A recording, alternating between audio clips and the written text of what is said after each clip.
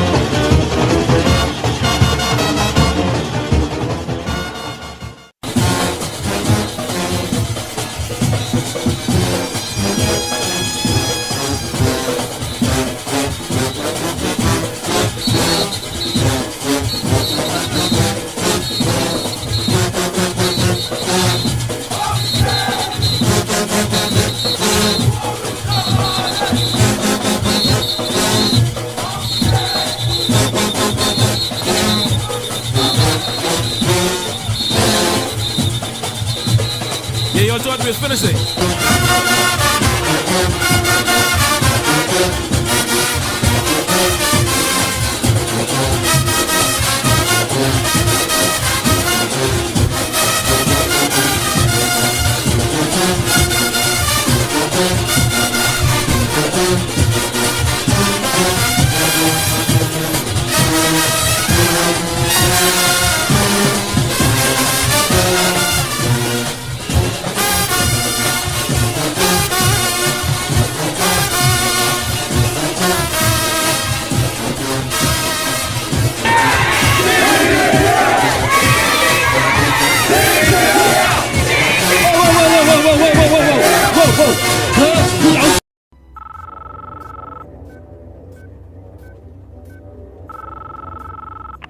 We know you're watching.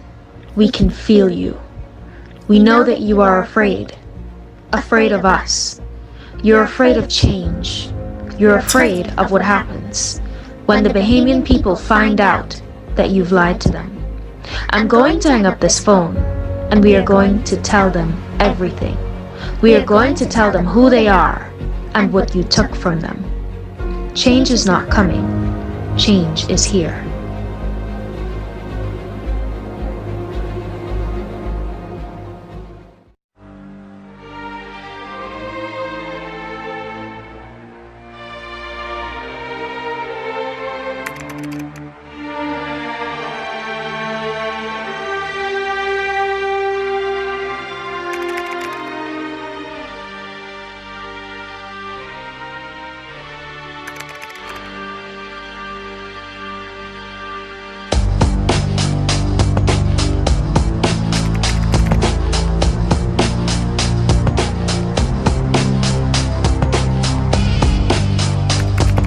There's a scene in The Matrix.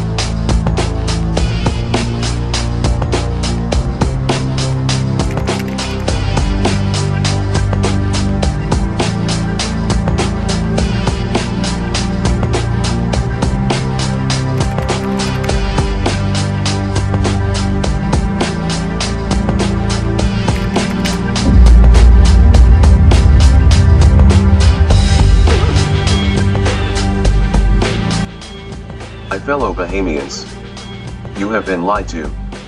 You have been told that you are poor, that you have no wealth and no resources. You have been told that your natural resources are worth nothing. You've been told that even if you had natural resources that only the wealthy could afford to mine and process it. While you were struggling to survive, they were secretly shipping billions of tons of your natural resources out of the country. It's time to learn the truth. It's time to end this myth. There is a dangerous cohort called the oligarchs. They have been using your beloved politicians as puppets to do their bidding. To distract you with rallies, handouts and jobs while they ran off with your riches. So the question is, how do you get your resources out of the hands of the oligarchs and into the hands of the Bahamian people? It's easier than you think. Today, I have come as the bearer of good news. And that is that change is not coming, change is here.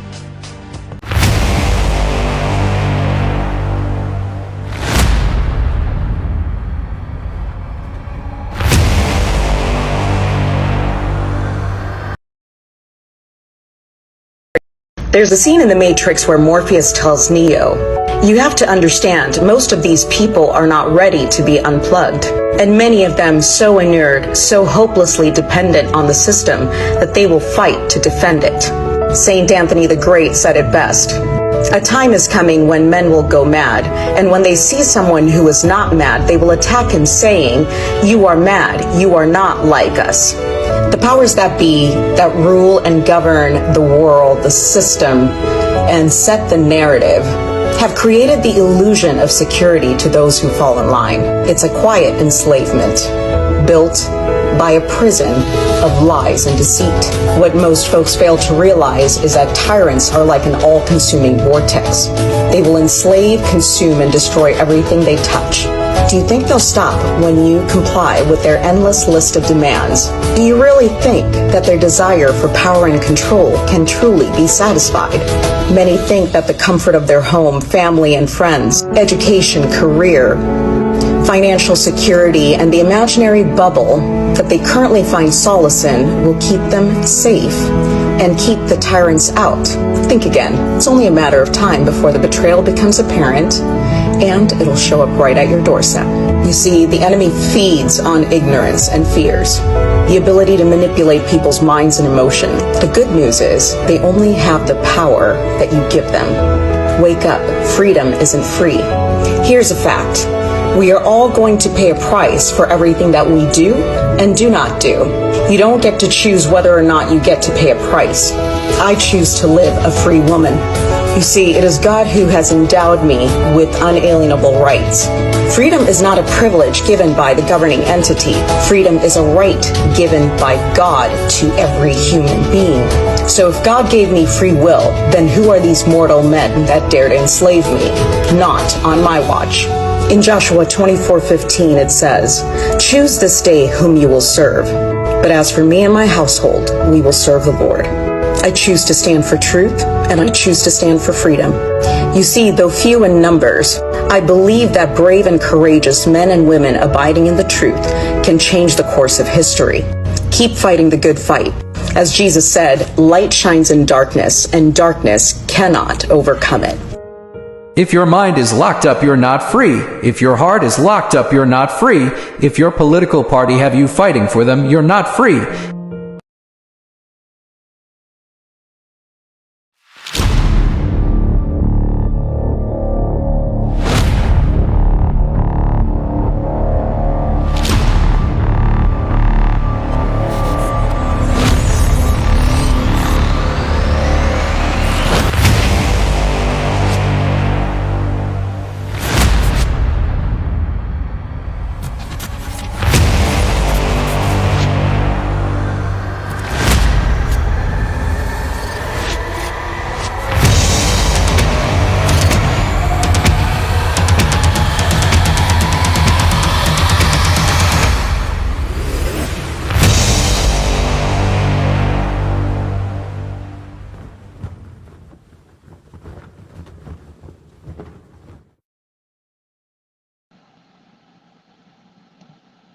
Good afternoon, Bahamas. Hey, and welcome, welcome, welcome. It's always a pleasure to have all of you with us.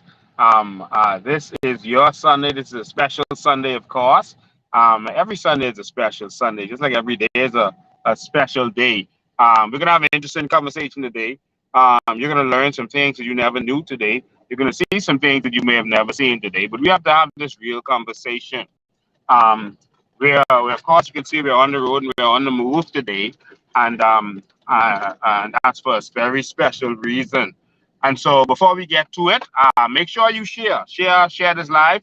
Make sure that everyone knows what's going on. So please share.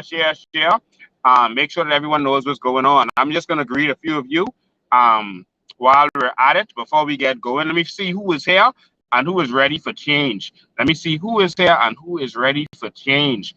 Of course, this week we are going to deliver some letters to some members of parliament.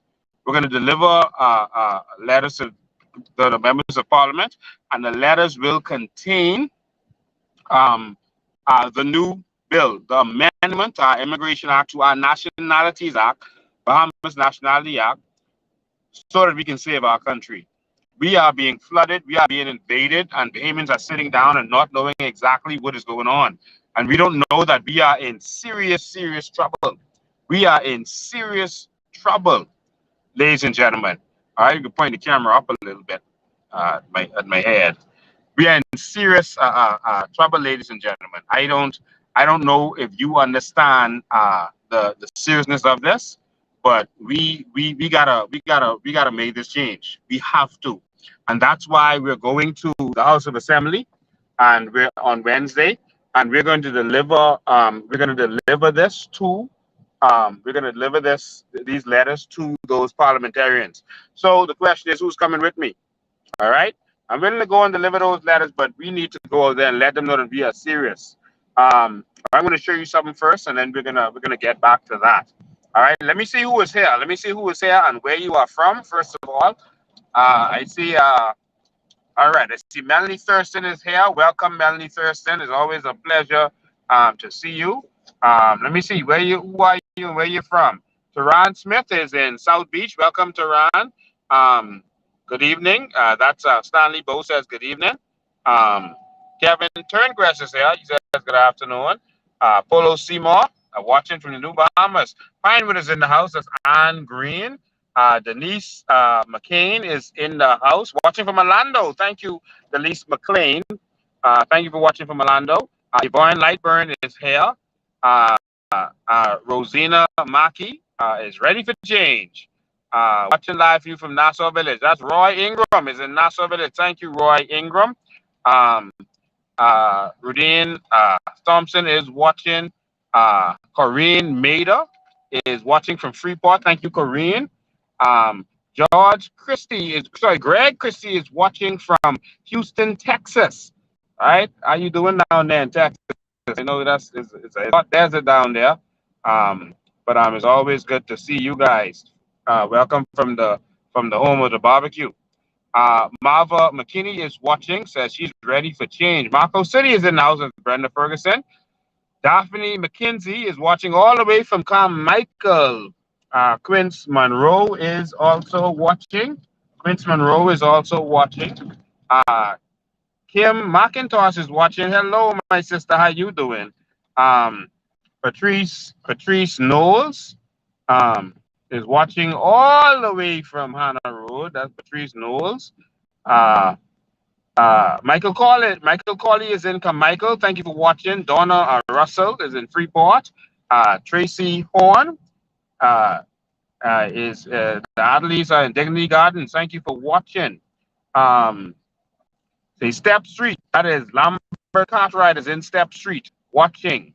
Ashley Gemini is watching.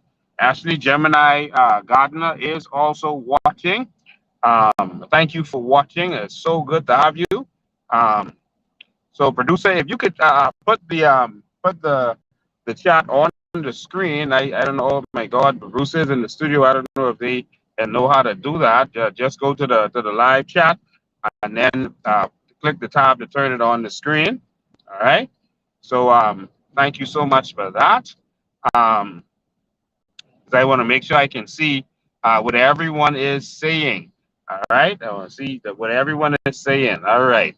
So Garden Hills, Lloyd Boleg is in Garden Hills. Robert, producer, make sure to get up so I can see everyone on YouTube and every other platform that we're on. Clarice Clinton is watching from Lincoln Green in Freeport. Thank you, Clarice Clinton. Nice neighborhood. Leticia Roll is also watching from Mangrove Key Andres. Betty Adderley is watching, says, changing, come in. Her change is here from Chipping Arm. Mona Lisa Smith. Good day. How are you doing? And watching from Johnson Road. Jubilee Gardens and Tall Pines in the house. That's Cheryl Roll. Marva McKinney is in Eleuthera. Pedro Morris is watching from Elizabeth. What do you got? Wendell Lewis is in Freetown. Welcome to all of you. Bimini is in the house. That's Melvern Brown. Thank you for watching. Sophie and Burton, rocking with you, Mr. Bain. And Laura Lowe, thank you so much. Appreciate it. Coconut Grove. D'Amico Bain is in Coconut Grove. Shane Mitchell, hey, welcome. Shane is watching from Freeport. Mel Morrison is watching from Golden Gates. And Chanel Swain is also watching. Chanel Swain is watching. Cartel Cartwright is watching. Savannah, Georgia. Welcome, Savannah, Georgia. And Ina Knowles is watching for Saw. Thank you, Ina Knowles. Bamboo Town is in the house. Brunel Ferguson is watching Bamboo Town. Sabrina Moss is watching all the way. Oh,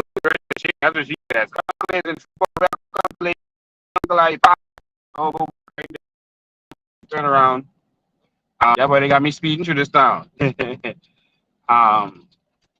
As we got here, Clark is watching from Canada. Kirk Evans is watching from Abaco. Thank Kirk Evans. Welcome. In Jones, say the world is watching. Kelda is watching over at Bahamas Air. Hey, Kelda, how you doing? Kelda Gibson. Thank you. At Bahamas Air. Sabrina Moss is watching from Fox Hill. Wow. Awesome. We got people all over this country. Ashley Gemini Gardner is watching from Abaco. Welcome, Ashley Gemini Gardner.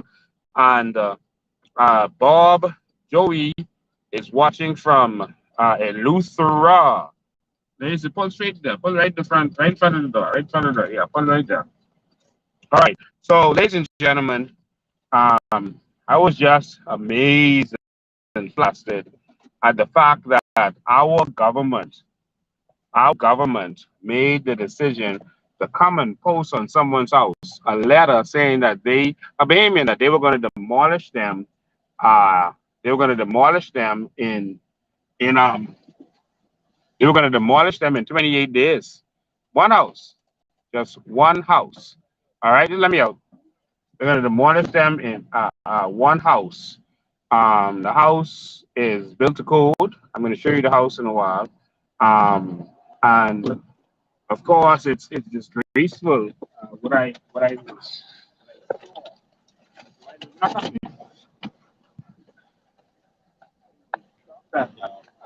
so yeah, we can say.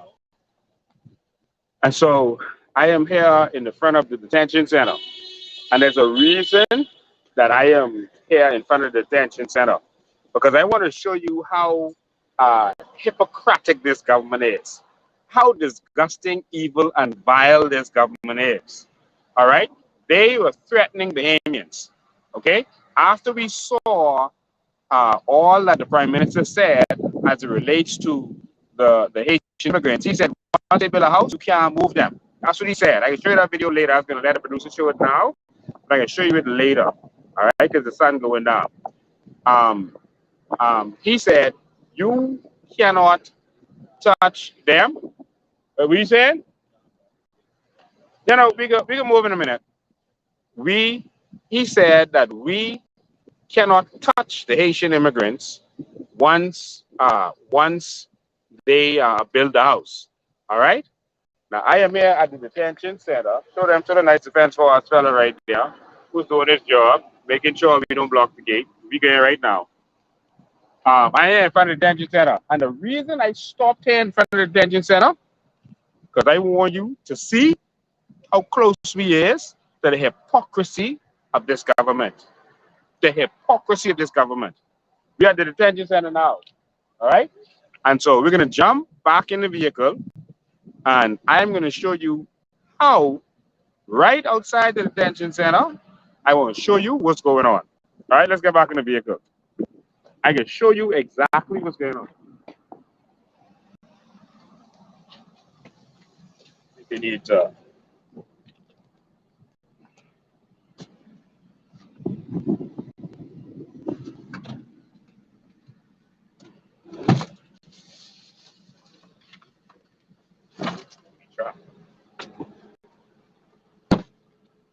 So we can leave all of we should have sent the defense officer right out. He didn't know what to expect is now. And so we're gonna leave him right now. All right, someone say the sound is back. Make sure that they're on mute. All right. We're gonna leave and drive right around to the next corner behind the detention, and we're gonna show you exactly what's happening very close to the detention setup. All right. So we have been okay. We back up now. Make sure we are.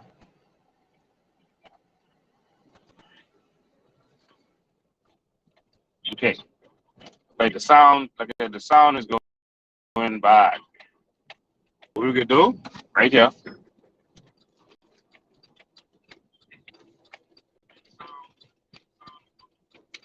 All right. So Brave Davis defended the Haitian immigrants, and he said you can't touch them. That's what Brave Davis said. You can't touch the Haitian immigrants. But Bahamians, they're attacking, viciously threatening and attacking the Bahamians. Show them down the road. I want them to see all these cars down the road. That's cars. That's cars. Show them down the road. I want them to see all these cars. That's cars. All kind of cars down the road. Right there. Slow down right there. Slow down right there. Slow down. Is it? Oh my God, look through there. That's right there. Yeah, drive right through there. Right through there.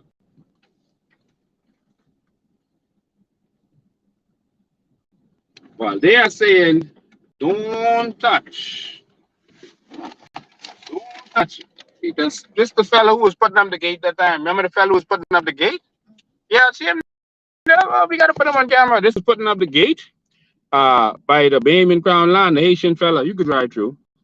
This the Haitian fella who's putting up the gate. By our Crown Land. This him walking through, going through the village. Man, this is jam packed. Yo, look how crowded that is. Yo, look at this. This is what you call a flea market. It's bigger than the last one. This is a flea market. Man, we get stuck for we drive through here. We get stuck. This is the flea market. We can be able to turn around. This is the flea market, y'all. Huh? See how they all park up on the side of the road. They got all this stuff going on. Yeah, that one just turned around. She see us coming with the camera. All right, she just turned around. Let me see. Hold on, let me come out. Hold on, y'all let me out. This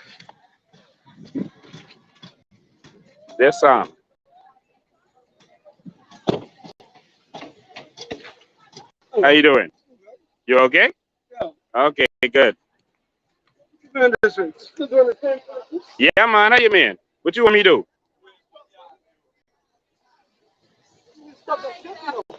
I need to do what? What I need to do? Stop what?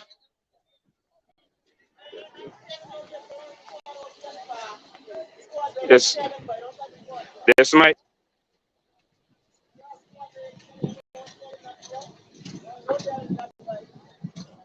And this is what, while they are harassing the Bahamians and kicking Bahamians off land, it's okay. It's okay. How you doing? All right. Yeah, man. And this is what's happening while Bahamians getting harassed. How you doing, man? All right. Yeah, the people that this think everyone breaking off running. Yeah, they selling all the shoes. See them said bending down running. Look here. See they bending down, they gone. They gone. This is Haitian, like stop them to make business. We buy those inside, buy them inside here. We don't buy them away. We buy them here. Oh, you buy them in the Bahamas? Yeah, in the Bahamas. Okay. So we sell them that they use clothes. Yeah. If we have used clothes, so I don't know why that's all that could be a problem. Oh, you buy from Bahamians and then you resell it. Exactly. We don't Yeah. buy them from away. We buy them from Bahamians. Okay, so we sell them. Yeah. So Yeah, that ain't my problem. You think the government should be kicking Bahamians off Crown land, of our own Crown land, for letting the other people build on the Crown land? Oh, no. All right, I want to see. Come. Yeah, she good. She good. Huh? I thought you say you got business license. Let me see. Okay. Huh? Okay. So you think what's the problem? Is the owner. Mm-hmm. The owner who rent because we lease the Haitian lease from the Bahamian. Mm-hmm. We don't just build. Yeah. We lease from them. What Bahamian you lease from? The people who lease. Huh? No, you think the Haitians just build without really lease from the Bahamian? The Bahamian lease them. Which Bahamian? Name them. Okay, it's in not living over there. What's up? You good? All right. Let me explain to you. I said please of which natures. So in not live there exactly. So what the things do it? They haven't how everybody be here. They deal with the Bahamian man. Waste time. First one come in, next one come in, third one come in. Tell over and over. They get deal with the Bahamian people. Not they just come in to take over. to take over, to bail and house, to do this, to do that. Only there's an only empty. There's an empty piece already.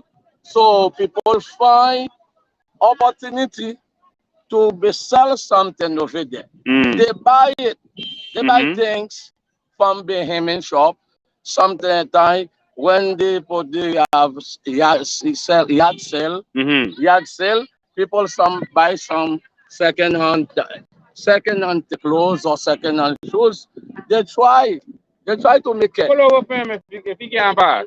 You understand me? They try to make it. They try to get some buy something. So I have one question to asking you. If someone have a business license, just like mobile business, okay, just like I have this mobile value, because I say pastor, right?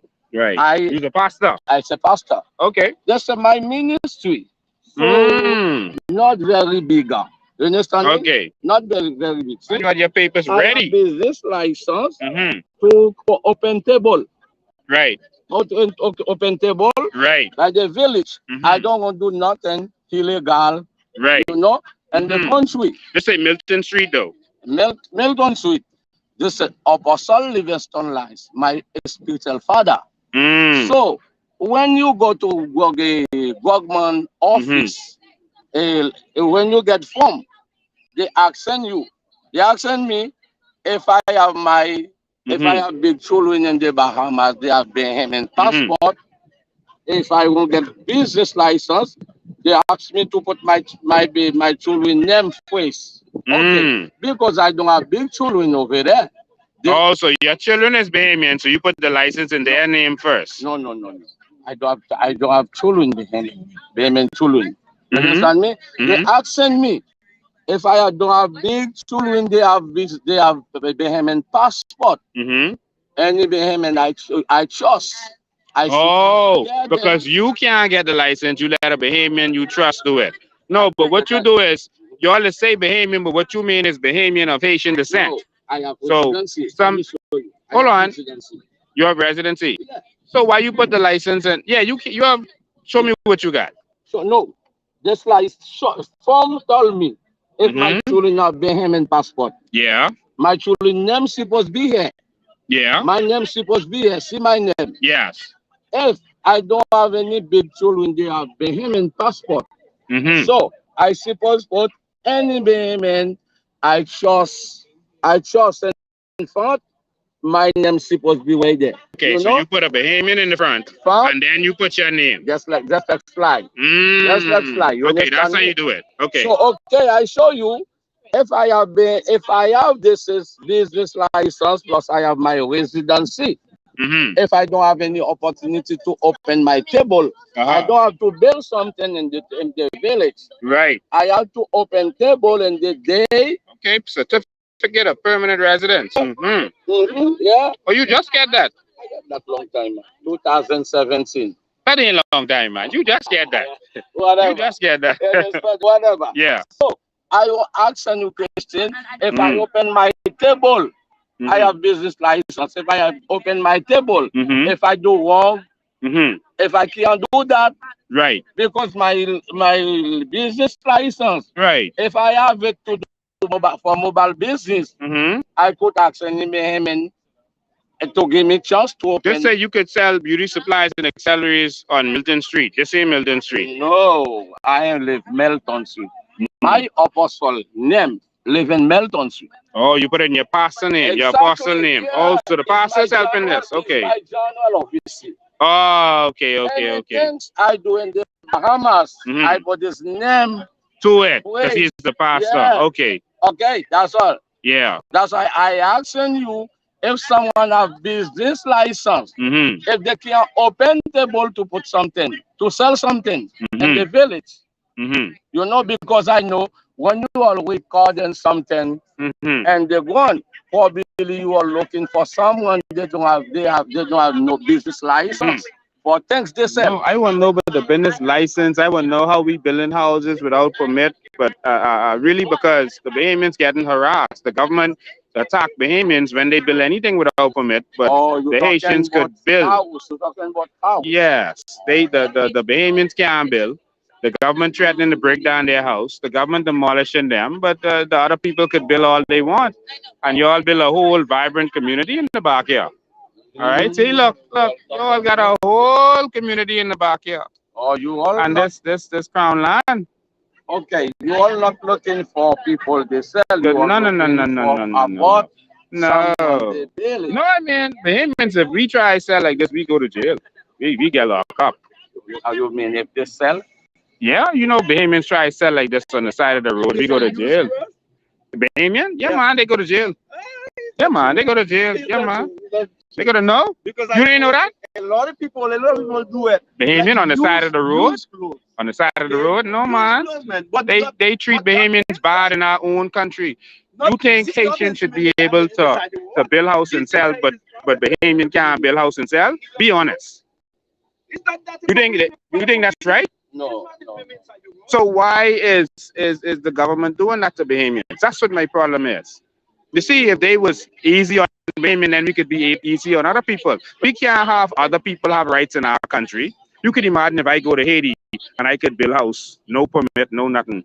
I could sell and whenever I want, wherever I want, but the Haitians get locked up in jail. That's right. God don't like that, eh? So, what can I ask you? Question I want asking you. So, if someone, okay, if some, you know, Haitian situation very hard. Someone are children, they can't, they don't have any job to pay bill. Haiti have all kinds of situation. Yes, they do. So that's why. But Haiti situation ain't a problem though. You want to talk to me, eh? Come talk to me. I ain't gonna put you on. Come.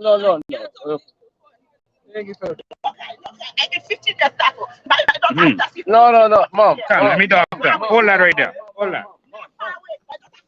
Oh, hey.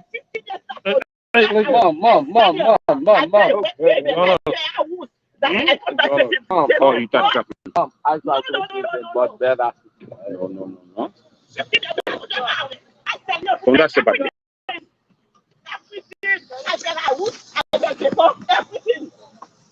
Yes, my beloved. Hello. Yeah, my beloved. Well, because you know why?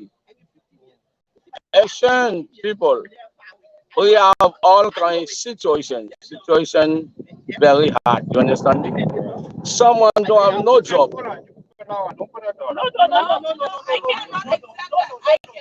You understand me? You understand me? What I'm saying? Someone don't have no job. Someone don't have no job. Someone don't have no job.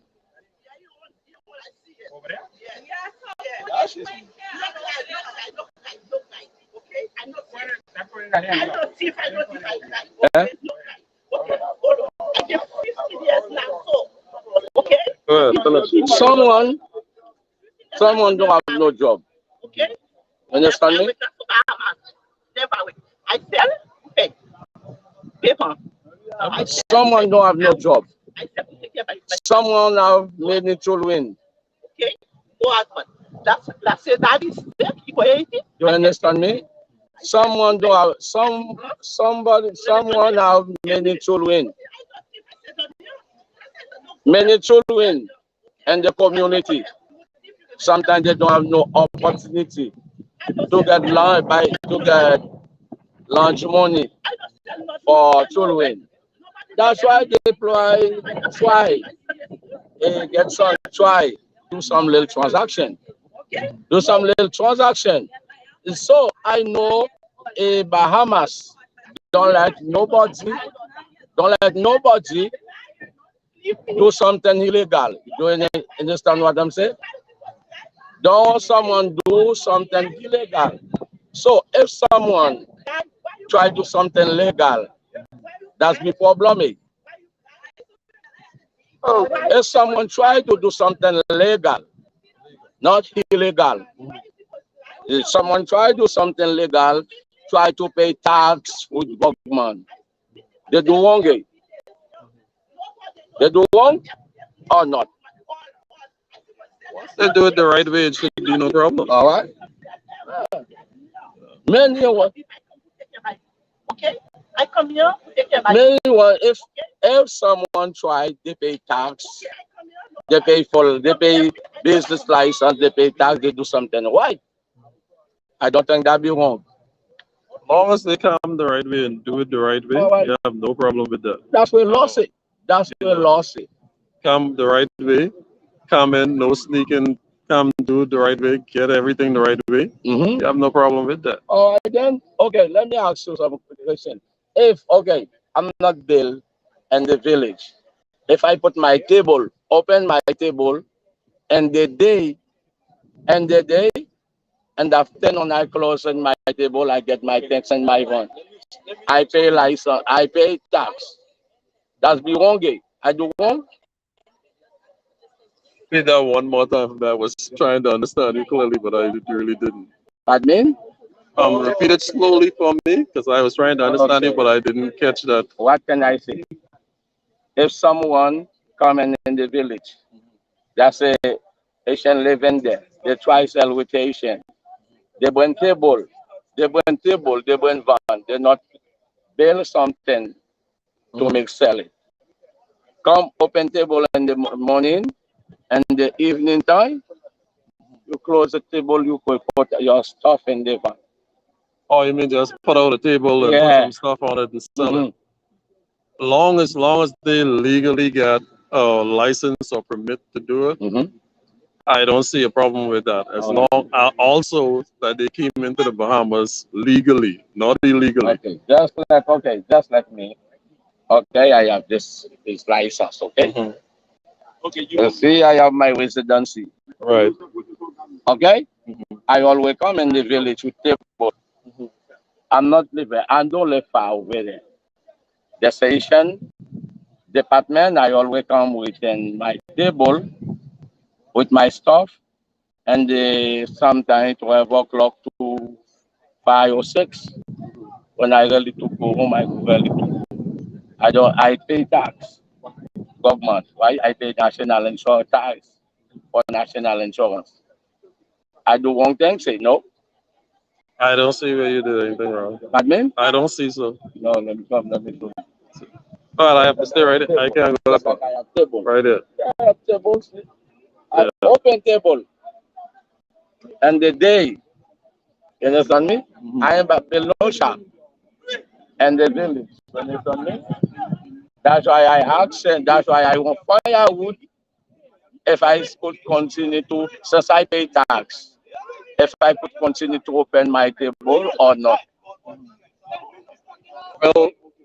Well, honestly, I'm not certain, but it seems like it seems like you're doing everything correctly because when you got a permit or a license to do so.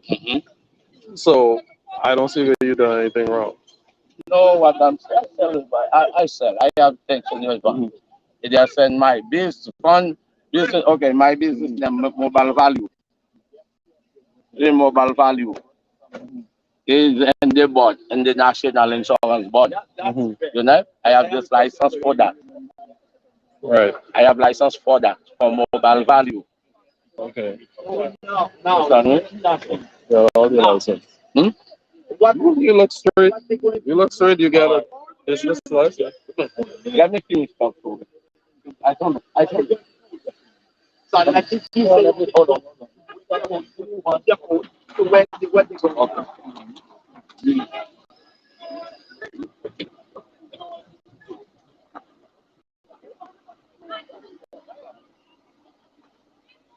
Okay.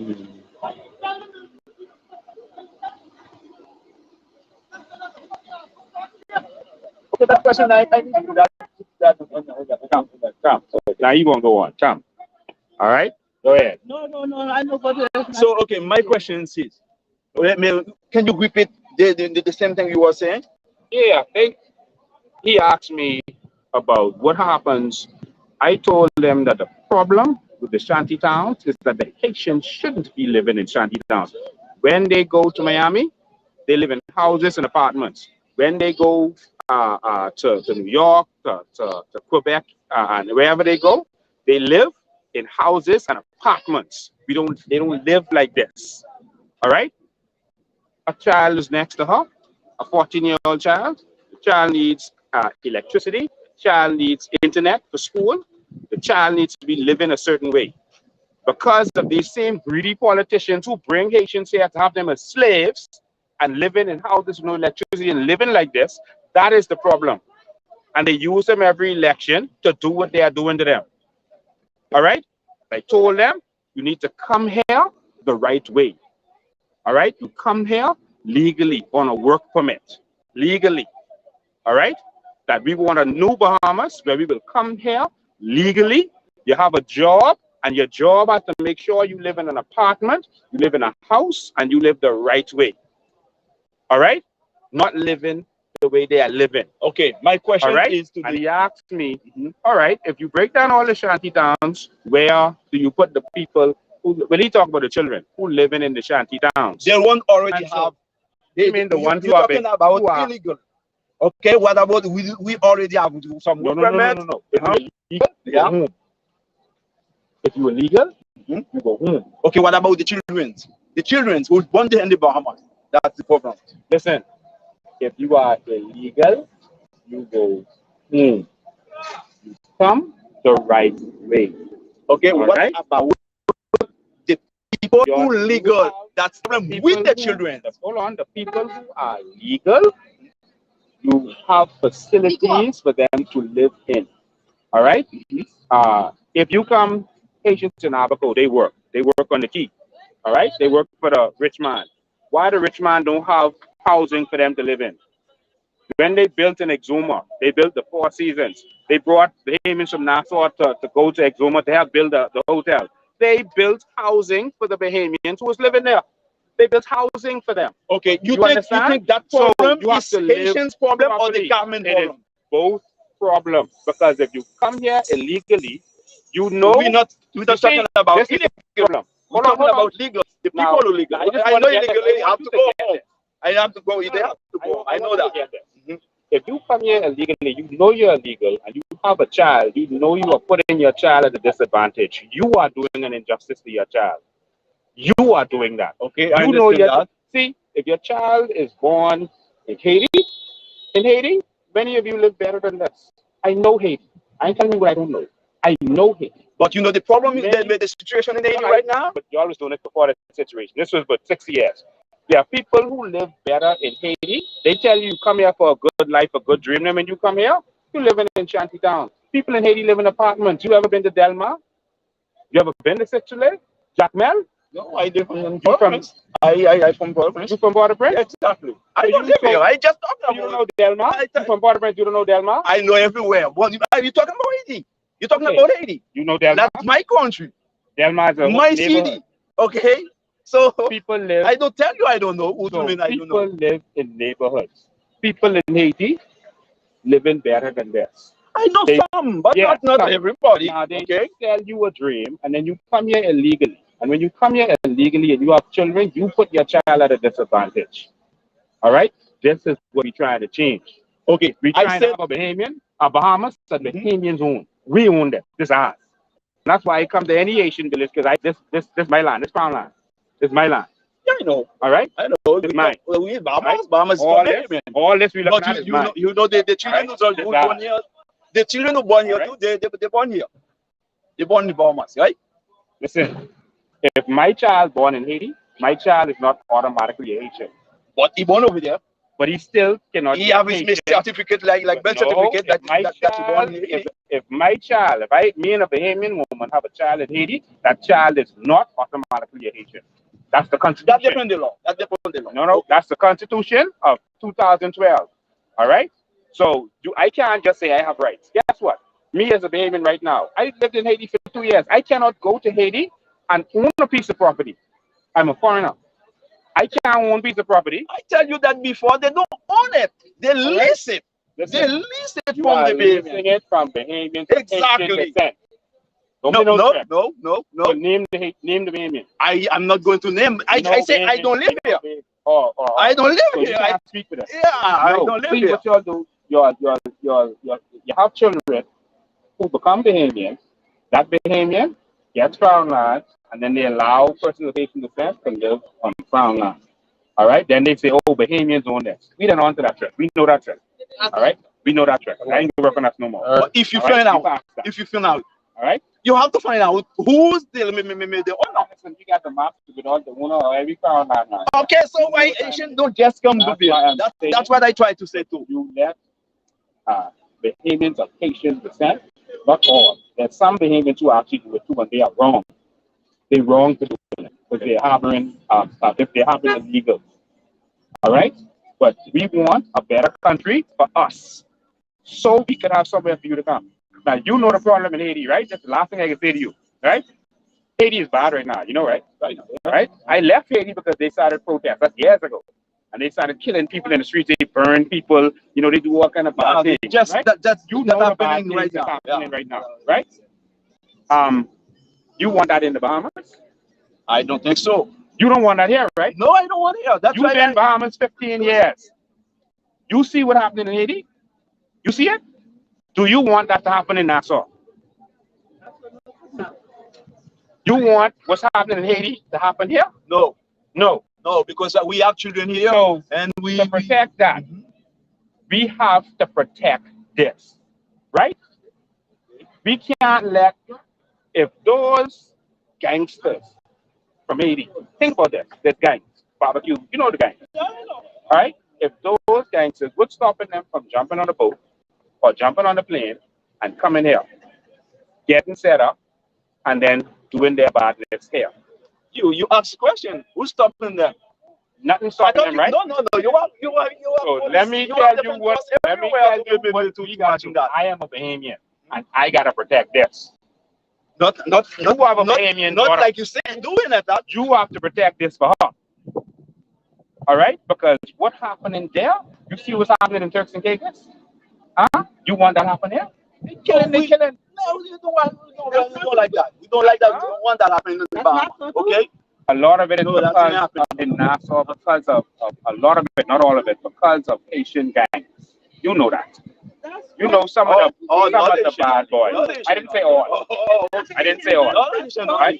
Because I know some Bahamian using the Asian people to do things. You know why some of that happens? Asian doing it. You know why some of that happens? You know why some of that happens? Because when you come to the Bahamas, you come here illegally, you have your child.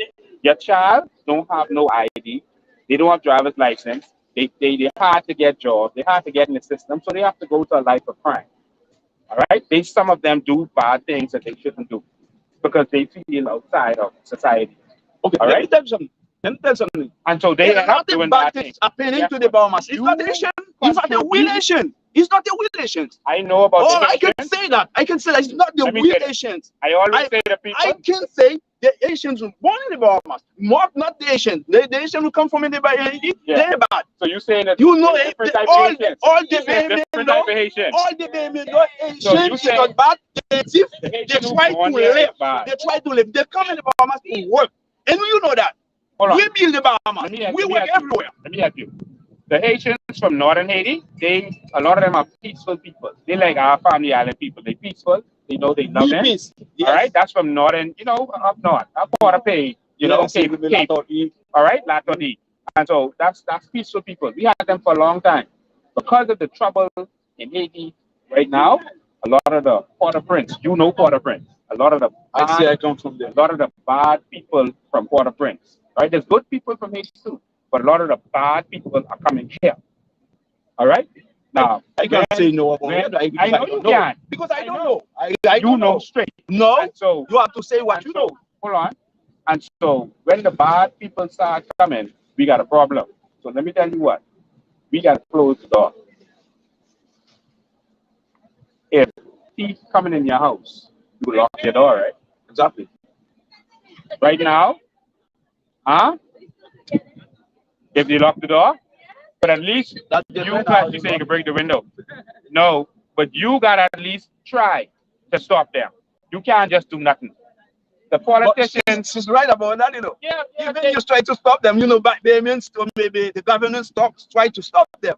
But The they're government breaking ain't the trying to windows stop them. That's a problem. because they pass Government ain't everywhere. trying to stop them. Okay. The government ain't doing nothing. It's All stop because it put everyone can buy everybody. visa, everyone can buy residency, everything for sale right now. I know. You ain't telling me what I don't know. I don't know. They Okay, selling you know, you visa, say you know, I yeah, don't you know. paying slick. You know straight. I don't know. But let me tell you something. You always say I know. You always say I know and I don't know. Let me tell you something. This is my Bahamas, and I got there's hundreds of people around here. I gotta protect this. All right? And Bahamians have to protect this. And so we have to stand up. Okay, so only things I sense it. That's why I asked to talk. You agree? We gotta protect this, right? Okay, but only things I said. I'm agree about that. But you have to think first about all the children who born in the Bahamas now don't have no place to go to live. That's the problem. No place to go to live? To live, because if you say they can't live here, so where are they going to live? Cause that problem. The problem will the people who release the people to build. No. The person who came here illegally and had the child caused the problem. That's who caused the problem. All right? If I go to America and my child is not just gonna be living like an outsider, I'm not gonna go there illegally and have my child. I'm gonna go there legally and have my child. You can't blame anyone else. You can't blame the Bahamian who leads you back. I don't blame them. I don't blame them because you talk about it and I say we list. I don't remember, but they do good things for us because they let us the dollars build. You understand? So I don't blame them. I said so we list from them. We don't just build, we list from them. That's what made the government happen. You all right? You can see what we talking about it. Yeah? I'm curious. You're curious, eh? No, we talking about how Bahamians get treated bad in this country. The government attacking Bahamians, are threatening to break down their house on Crown land, but other people have right to do whatever they want. And for me, that's the problem. All right? When you attacking Bahamians like Philip Brave Davis is doing, all right? That's a problem for me. Okay, when you are threatening, all right, hey, thank you. Yeah, thank you. I'm glad to talk to you. Reasonable. And you was honest. Except you was lying, but you know straight. I have a problem when they breaking down or threatening to break down the homes of Bahamians. But Haitians can build as much house as they want. Nobody stopped them. So if you're going to stop the Haitians, why are you putting a letter on Bahamian houses on their own crown land that they applied for? That's my problem. No, I wasn't asking no one that. Yeah, we know. But we just want the government to see that we know what they're doing. We know they corrupt. We know the corruption. Because if you're gonna threaten, hey, yeah, no. I can't stop. I got a country to save. I got a country to save. You need to stop drinking. Lincoln Bean. All right? I need to stop. I ain't never stopping. This is my country. This is my country. You hear me? Sorry, sir. This is my country. Coming here, taking this over. We gotta go though. Good to see you all. All right? Yeah. Yeah, that's good. I'm going to answer that I'm automatically obedient because I have to apply for it. I want to ask that even though I like some kind of thing that I am Princess Margaret. So I got a Princess Hall, Margaret Still, and that means that sometimes that means that if I take their word, how come I don't have the privileges they have? The law is you better get lost. The law is you apply when you become 18. All right? That's what the law is right now. You just apply. Now, let me tell you what I'm a Bahamian. If me and another Bahamian woman have a child in Haiti, that child is not automatically Haitian. They can't even apply at 18. All right? They can't. So it ain't fair on both sides. Haitians can come here and get established. I can't go to Haiti and buy a piece of property. I can't. No, no, a foreigner cannot buy. I lived in Haiti for 2 years. All right, I ain't talking what I don't know. All right. A foreigner cannot buy land in Haiti. All right. Now, a foreign company can. A foreign company, incorporated company, can buy land. All right.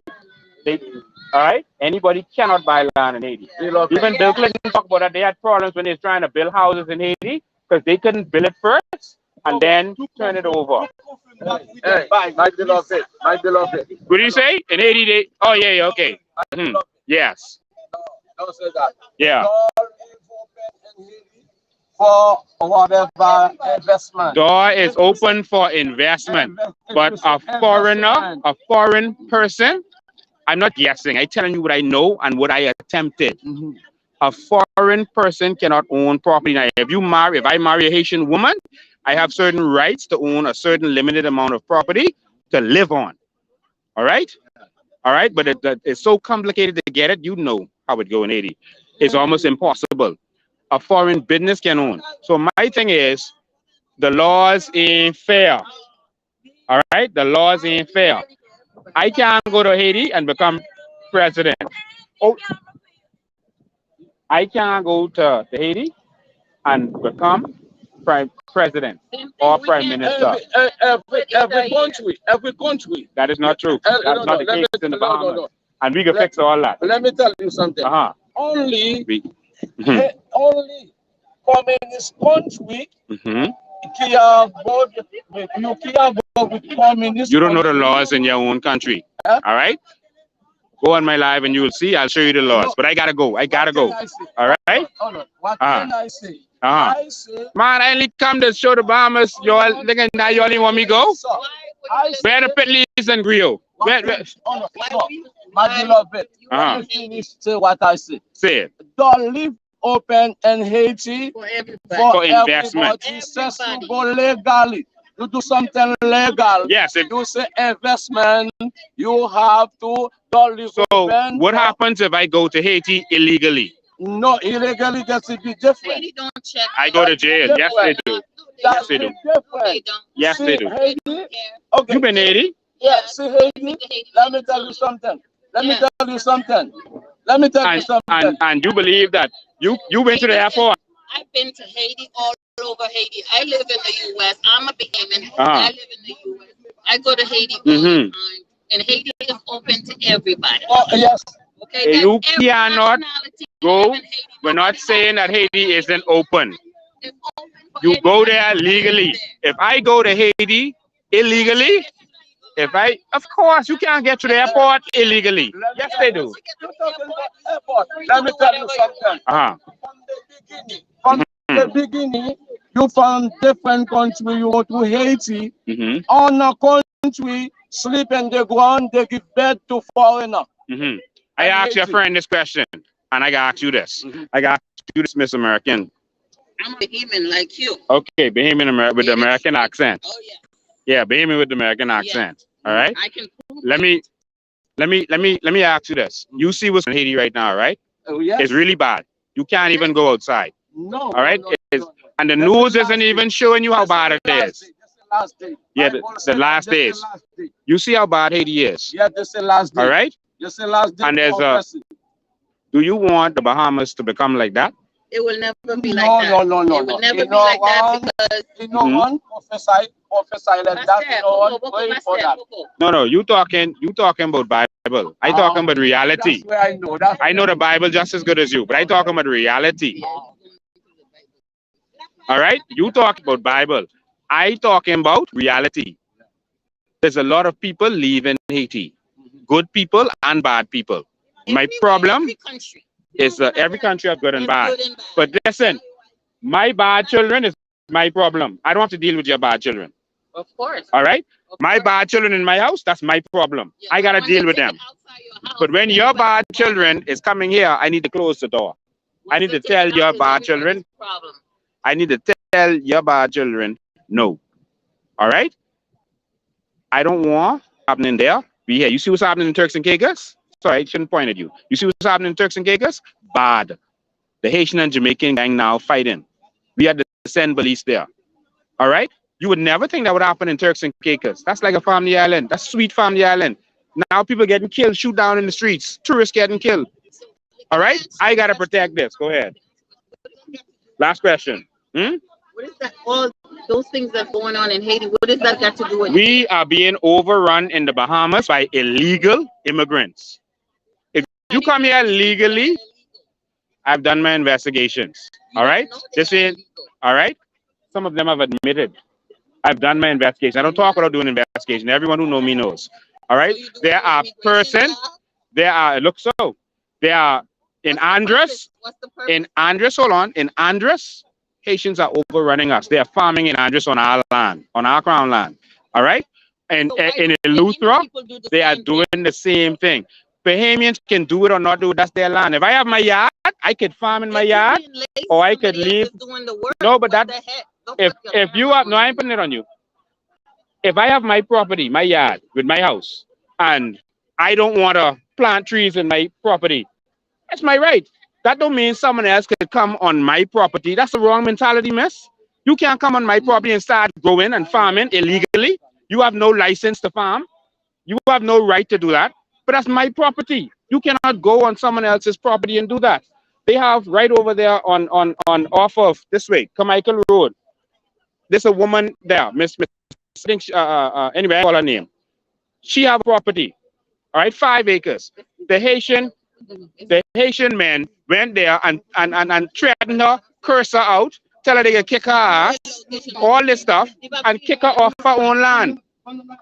When that starts to happen, that's a problem. That's when you declare war. You think God like that? They just come and build house and they start farming and all that on her property. She tell them no, the government send letter and they still build on her house. That's when we have a problem. All right? I can't stop it? What do you mean me? You mean the Bahamian people ain't enough for us? Me? Why are you going around doing this? What's the purpose? You will be one man. Why is the purpose to do one? Doing that? She asked me, so listen. Yeah, I listen. Because if me one, hold on, hush up. If me one gotta save my country, you hear me? You ask me a question. If me one gotta save my country, then you should be fighting to save it too. You can't have fellas going on a Haitian immigrants going on an old woman land, kicking her off, building a house, break down her house. That ain't right. So I can break down their house. All right? I can break down their house. You ain't gotta worry about that. But I gotta stand up. You don't know what I'm doing now. What to do now? Is why or wrong? No. For my country, I'm making sure the Bahamian. No, I ain't gonna be offended by him. I know he drinking. No, you know what I mean? You know what I mean? Listen, no. Okay. All right. I the one you run of that job there on Bacardi Road. I run you up a job on Bacardi Road? Capio. How I run you? When you was building Capio and Larry House? Oh, that's the man who's building Capio and Larry House. Say I run him.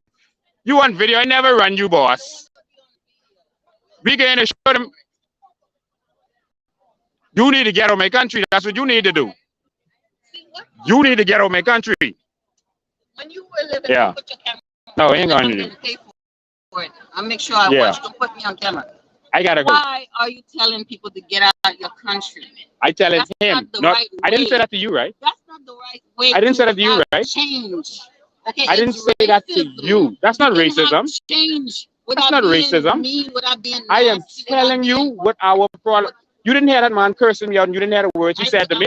You didn't hear him touching me. You didn't see him assaulting me. You saw him assaulting me. So don't. This ain't on you. Tell him not to touch you. Yes. So don't tell me what I must do. I have to defend my country, and I am angry because of what people are doing illegally in my country. Yeah, we'll stand up for what's right. If you having discussion with somebody and it's getting heated and you touch that person, it can go to another level. That's why. Yeah, so you told him not to touch me. But in English, don't touch you. Yeah, so I have no problem with that. But that's when you start coming in my country and getting biggity, that's when we have a problem. And so I was talking specifically, specifically about certain things that's happening. My issue is You can't break down or threaten to break down the Bahamians' house when Haitians are building and building and building. And we've been good. We've been good to Haitians over these years. Haitians come in our country. You have free education. Pastor, you's a pastor. Listen to me. You have free education. You have free health care. We let you live here. The Haitian man go in all our neighborhoods with their, and we don't bother them. We don't touch them. We don't tell them get out our neighborhood. We let them do our yard. They make millions of dollars from us. We treat Haitian people good. Now it's getting to the point where a lot is flooding because of the situation, and we got to close the door at some point. Sir, let me say something. Close the door. Hold on, Pastor, let me make one point. Listen. You saying Haitian are billing. They put in money in the country because every time everything is expensive to build a house. I want if they legal to build a house, that's money going into the country. See, you talking this entitlement thing. Come here legally and build your house. All right, come here legally. If you come here legally, we have no problem. No problem. No problem. But if you come illegally, you know, a sheet of plywood is like what, 60 something dollars. Listen, come legally. You know why you need to come legally? Imagine all the people that's flooding here now from Haiti. Listen, no, not you. Imagine the people coming here legally. We need bigger hospitals. We need more schools. But if we can't know how much people here, how do we know how much schools to build? How much hospital to build? We're running out of license plate. We're running out of NID cards because people are coming illegally. They go to Canada, they go to US, they go to London, they go everywhere. Why you guys always make it like only people come into Bahamas? When, like you guys don't go let me help you. Let me help you. Let me help you. Let me help you. Let me help you. The US has different laws than the Bahamas. I know that. No Bahamian is gonna jump on no boat and go legally and land in the US. They will hold on. They will get their passport, their birth, their their police record and their visa, and they will land there, and then they will apply to stay. And once they have applied, whoever does illegal is wrong. All right? I'm not defending any wrong, but the majority, 99% of Bahamians go there legally, all right, which is legal. And then when they decide to stay, they apply to stay. All right? That's what they do. You said there's a fight I never go win? There's a fight I go win. Y'all think y'all can take our country over. All right? See the fella telling her he or she right. Yeah. Y'all think y'all can take over our country. Y'all ain't taking this over my dead body. If I have to fight myself. Good people are welcome here. If you come legally, you are welcome here. But when you come and you are kicking an old lady off her property, there's another old lady right on Cowpen Road. They take her land. You know, mom. So you being honest. You know Haitians doing some bad things. There's good Haitians and there's bad Haitians. There's good Bahamian and bad Bahamian. All right? The bad Bahamian is my problem. I don't have a problem with that. I deal with them. But I don't have to deal with someone who come in and abusing my people. And I can stand up for my people. My beloved. Yes. You say something white, probably 10 minutes. You say you all certain Asian people white. That's true. Yes. We have treated Haitian people good. If you thank God, you all do that. You know how you all get blessing because you all treat Asian people good. White. That's why God bless us. You know, that's why God bless us. Thank God you, because Bahamas is a small country. Because you all do white things with foreign, that's why God bless us. Okay? Keep do white things with people. You understand me? God like that. I gotta go. God right. like that. Okay. All right. I don't wish you. Okay. See you later. Okay. I gotta go. Oh Lord, again.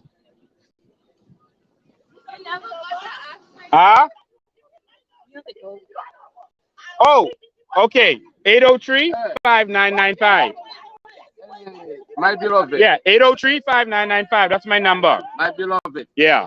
You know, you text in. I said nothing wrong, you know. No, you didn't. Okay, that's why but I said listen, you will get blessing because you treat foreigner good. Yes, But some foreigner don't appreciate that. You hear what that woman saying? She's saying, I can't win this battle. Y'all gonna take over our country. All right? No one can take over my country. No one. If y'all think Brave Davis could sell right there. All right, see you. If y'all think we can let Brave Davis sell out this country, y'all got another thing coming. Huh? Lincoln Bean. Lincoln. All right? That attitude, what that woman have, that American Haitian, that's what I got a problem with. 803-5995.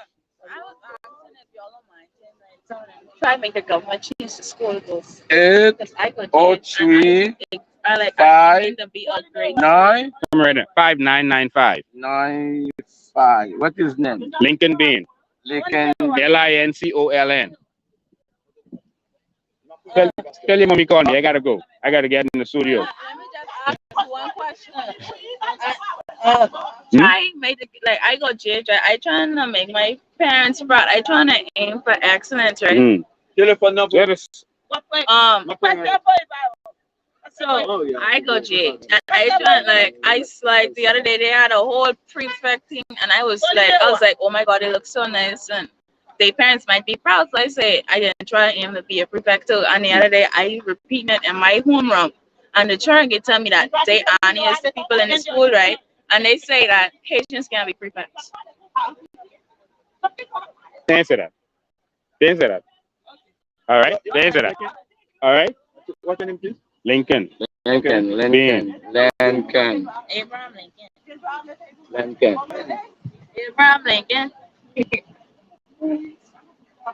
All right. I gotta go. All right. See y'all later. All right.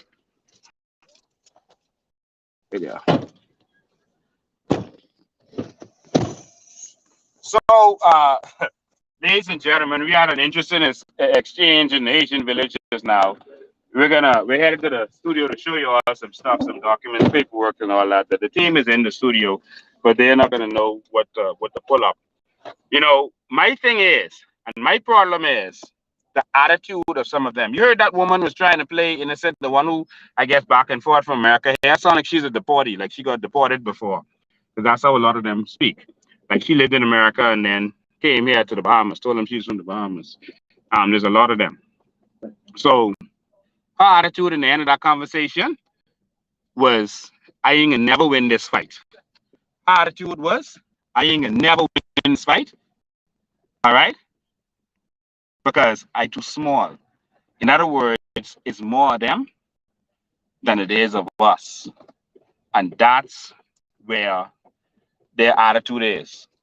Her attitude as she walking off is to say that they can take this over. I wanted Bahamians to actually see that. I wanted Bahamians to witness that. We can show you something else while we're on the way to the studio. Stay tuned. Stay tuned. Don't go nowhere. We can show you something else. So I wanted, and as we go, look, they are crowded. People coming in. Look, crowded.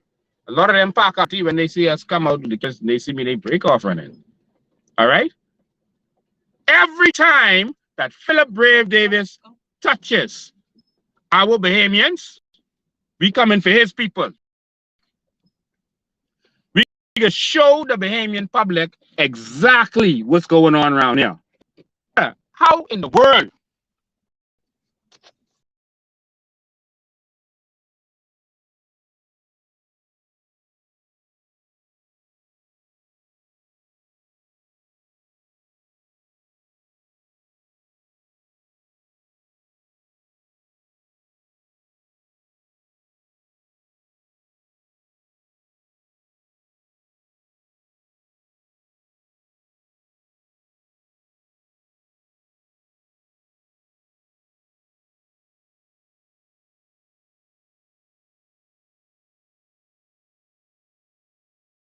You're going to demolish shanty towns.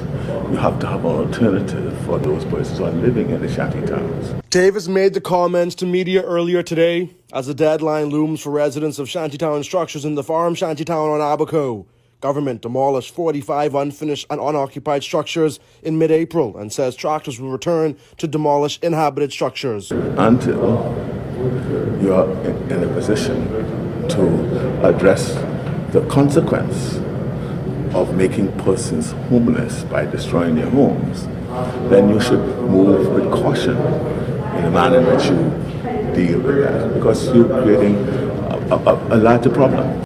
Government says the move is necessary to prevent the proliferation of unregulated communities that it says pose a risk to wider society. But officials from the United Nations have urged government to halt its plans to demolish the shantytown homes, describing it as a serious violation of the human right to adequate housing. Davis says while he understands the challenges with shantytowns, he thinks there are other obligations to consider. There's also a response to protecting those what I call irregular migrants who are exposing themselves to unsanitary, unhealthy conditions. Government shantytown demolition policy is the subject of a judicial review and constitutional action that is before the courts now. Davis says with the issue before the courts, government should be guided by that. I believe in the rule of law, and the rule of law suggests that if a matter is under consideration by the courts, allow the courts to do their work, and once they would finish, then the executives could move in and do what they think they ought to do in accordance with the ruling of the court. Reporting for Our News, I'm Jared Higgs.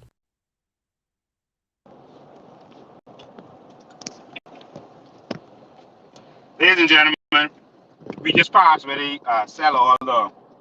We just passed the other flea market because we won't get back to the office, and we just parked where they sell all the stuff on the side of the road right there. All the coal and everything else. So no one bothers them.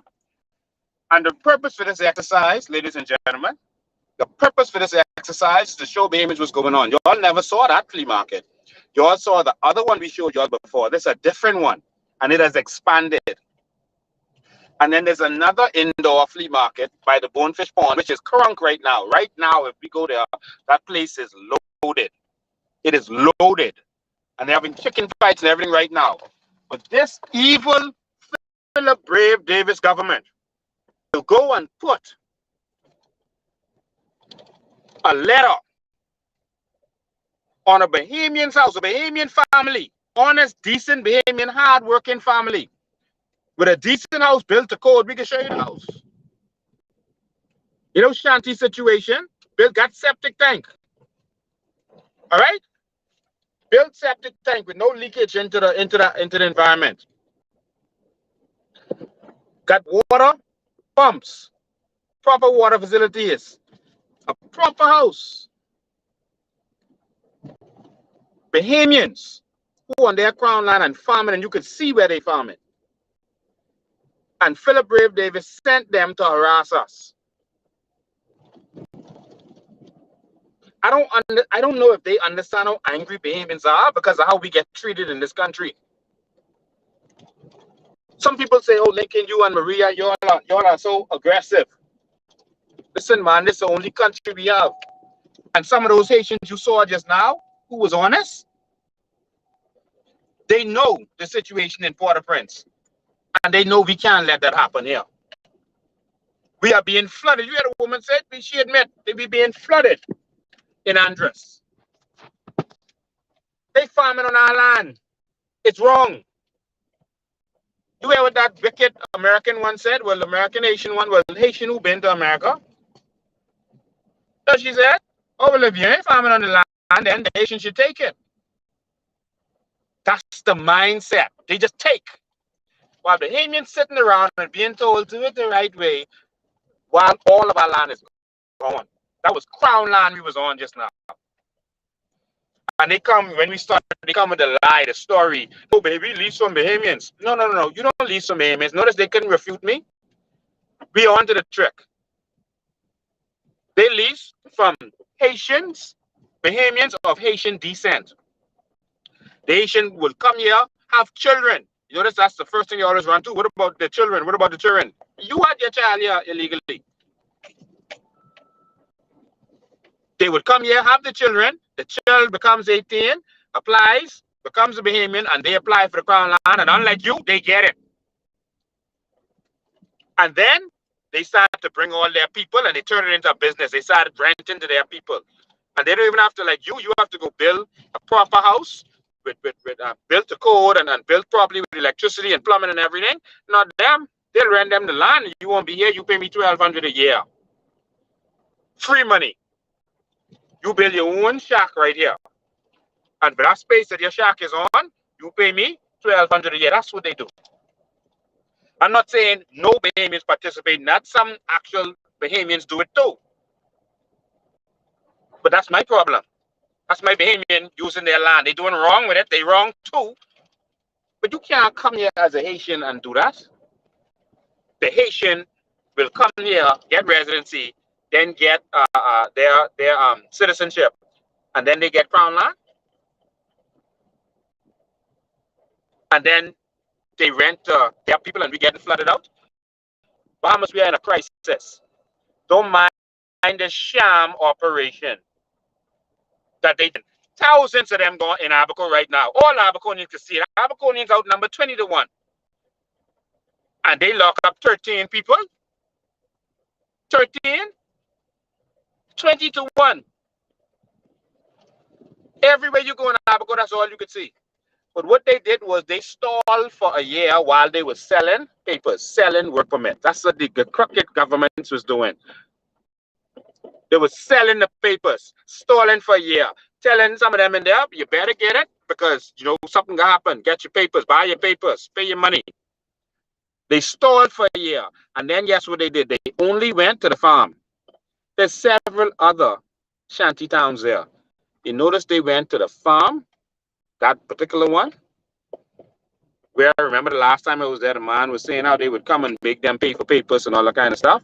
The man admitted that on my live. That the immigration would come there all the time and then officials would come there and they would harass them, especially around election time and especially when coming around time to Christmas, end of the year. They went to the farm.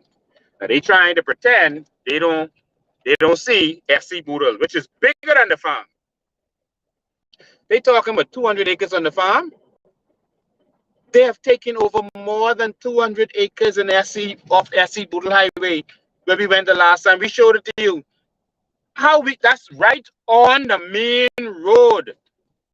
I heard this nonsense from an immigration officer. We can play some of that for you in a minute. All right, I think the light getting into it. I can show you that in a minute. That immigration officer said it's hard really to police the area because it's, you know, it's hard to find them and this and that and whatever. They on the main road. We showed you on our live, right on the main road. Right on the main road, they building Shantytown on one side of the road and Shantytown on the next side. You could drive for miles. But they had a PLP meeting the other day. And at the meeting, they said, oh, the coalition, Lincoln being them, is getting too much traction from this immigration thing. We got to make it appear like we're doing something. So let's go down there and pretend to have some raids.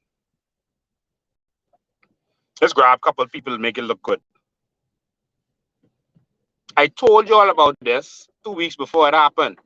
If I know, of course, the immigrants knew. Didn't Rodney Munker say, and he's a consultant to the government, didn't he say that I could tell you all to the Haitians? He said, I'm going to tell you all whenever the raid is about to happen. Didn't he say that? Government corruption.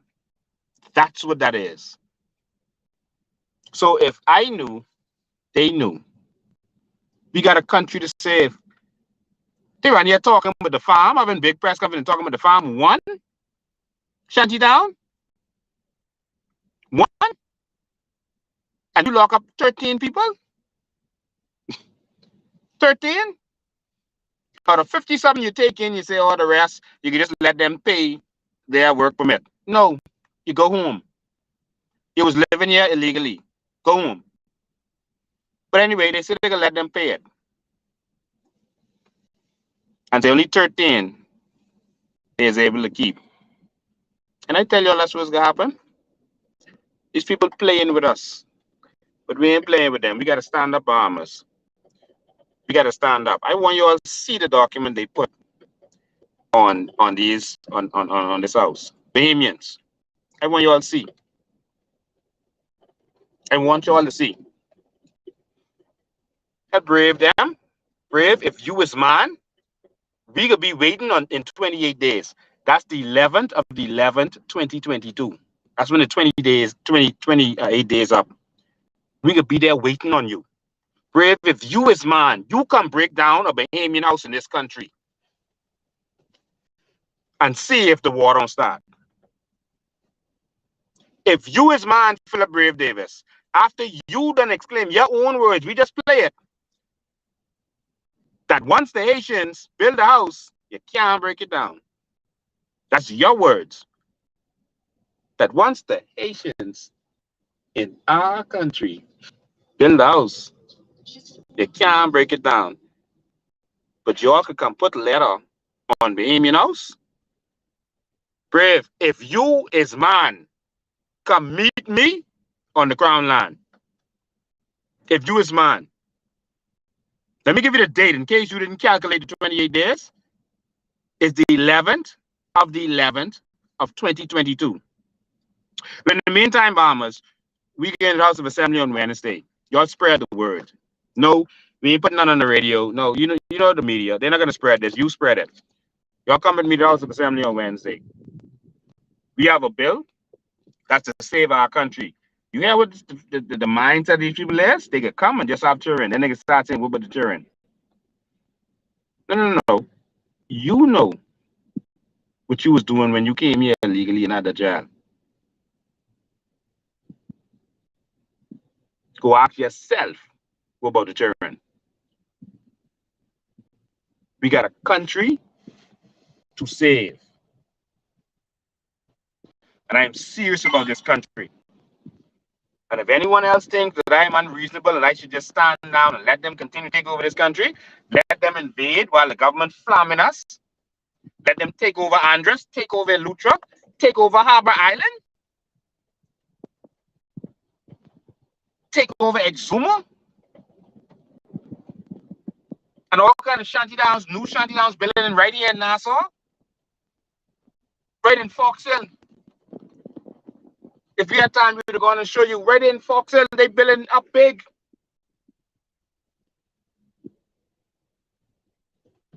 And your Bahamians can sit down and let this happen, and then when they actually get the majority, which they don't have now, you hear their attitude. You heard that woman herself.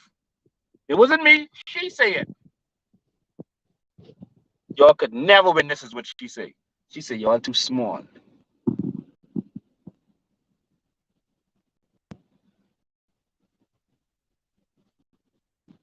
You heard it out of their own mouth. Don't mind them playing friend. They have a plan to take over our country.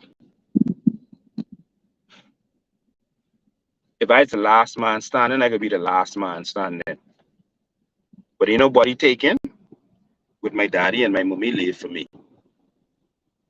So I can't speak for you, and I can't speak for y'all. But I can speak for me. Ain't nobody taking this country over. Wednesday at 9 a.m. We gotta be there early, meet them going in. I know it's traffic and all that, leave early. Eat breakfast early. Get your children to school early. Wednesday at 9 a.m., they have no excuse. We putting the document in their hand. Bill drafted already. Waiting on them. We're giving it to every member of parliament. I ain't hear from Pintard yet. And Pintard ain't taking my calls. Remember, in front of all y'all, in front of the whole Bahamas, in front of all them protesters, Pintard said he called me. We was gonna meet, we get together. You think Pintard will meet with me? You think he won't save this country? No, he won't be a puppet of the oligarchs. Pintard is not interested in saving this country.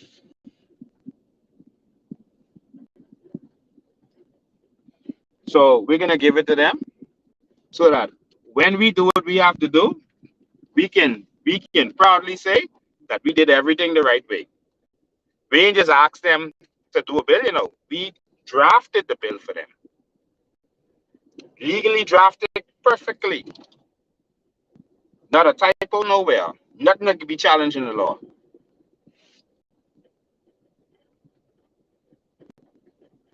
We gotta fight for this. He's gonna go to the other flea market. There's right in there where he was just now.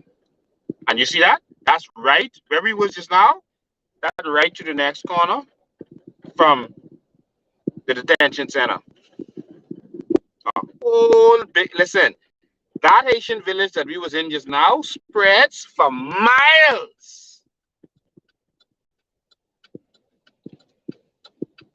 And that and in that Haitian village is where we caught the lady making coal the last time. That spreads for miles. For miles, I say. Boy, if y'all don't see the need to fix this. So, producer, let's take a quick commercial break. And then when we you can play one of them videos, the Brave video again if you want to, or one of them. You choose what video you can play. And when we come back, I'm gonna be in the studio. All right. So, producer, let's take a little commercial break. Good morning, everyone. Clint, we saw some startling information from the Department of Immigration yesterday with regards to Alco having expanded the shanty towns in Farmer and Marshall from some 50 acres to over 200 plus.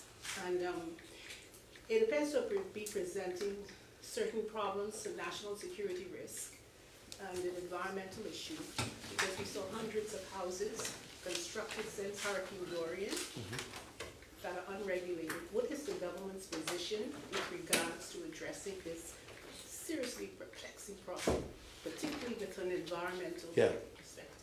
Exactly what we've begun to do. We began to move in and address them. You would have remembered several months ago, I had here at the press conference a task force which was put together by the Minister of National Security, together with Defense Force, Immigration, and other agencies. We brought that task force in, and we told you that their job is tasked with coming up with a plan and a solution to deal with and address the issue. You are now seeing the fruit of that. I think a lot of times we want things to happen instantly. We announce the task force, and by 4 o'clock, they got 100 people in custody. Doesn't always work that way, because you have to now methodically deal with how you're going to address issues and do it in the most humane way without not violating United Nations clauses, without ensuring that you are not violating any other laws, because these are still human beings. And it takes some time to do that. But you're now seeing the rewards of the benefits of being able to put a task force in place who will execute at certain times. That's going to continue. It's not a one-off. It's going to continue. The administration will address this issue. We will not, as some people have said, labeled it and kick the ball down, kick the can down the road. We're going to address it, but we have to do it in a way that's methodical, that it will not cause the Bahamas to be sanctioned by in the way it deals with things, by ensuring we don't have to have the interruption of courts, because we know there are people in our country who will gladly go and get injunctions that they've done in the past, and it halts your whole operation. So it requires being able to methodically plan how to execute the plan to bring about the results. And you're seeing the result. It's not going to be an overnight thing. It will take some time to address this issue. But be sure about it, the administration is keen on addressing the issue. The Minister of Immigration is mandated, and he is well executing his job to ensure it happens. National Security is on board as well, and they're addressing the issue. It will happen. Now, I know to a lot of our frustration, it's not happening fast enough, and people in Abaco are frustrated because they're seeing these things pop up. We're finding ways to address it. I believe, if you ask me, can it go faster? I would surely like to see it go faster, but I recognize that there's a process to it, but I want to see it done rather than it not be done and sit around and we see the problem emerging to another community, a huge shantytown community. We want to ensure that it's addressed, and we're trying to address that, Shelley. The concern of many residents, I don't want to say the aliens just in particular, is that how is it that the government can allow an expansion from 50 acres to over 200 plus acres of unregulated houses? I'll tell you how. You're saying it can be methodically done, and it's been done over a period of time. Right. Let me tell you how. me tell you how. And I'll tell you this from my intelligence as a journalist on that very same story before I was in this place. And let me tell you what my intelligence shows, because I questioned the same thing. And that same town that you're talking about had just begun to start when we went and did investigative reporting in there and find out what's going on. The reason why it's so difficult for government to be able to intervene and stop it is one major thing. It's private land. And the private land is owned by people. And if you own your land, you can give somebody permission or you can enter an agreement with people.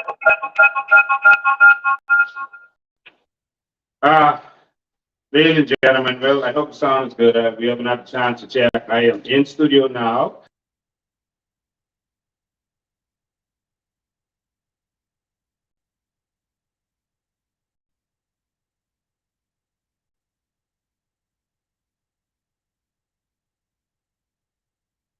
Okay, let's switch. Good.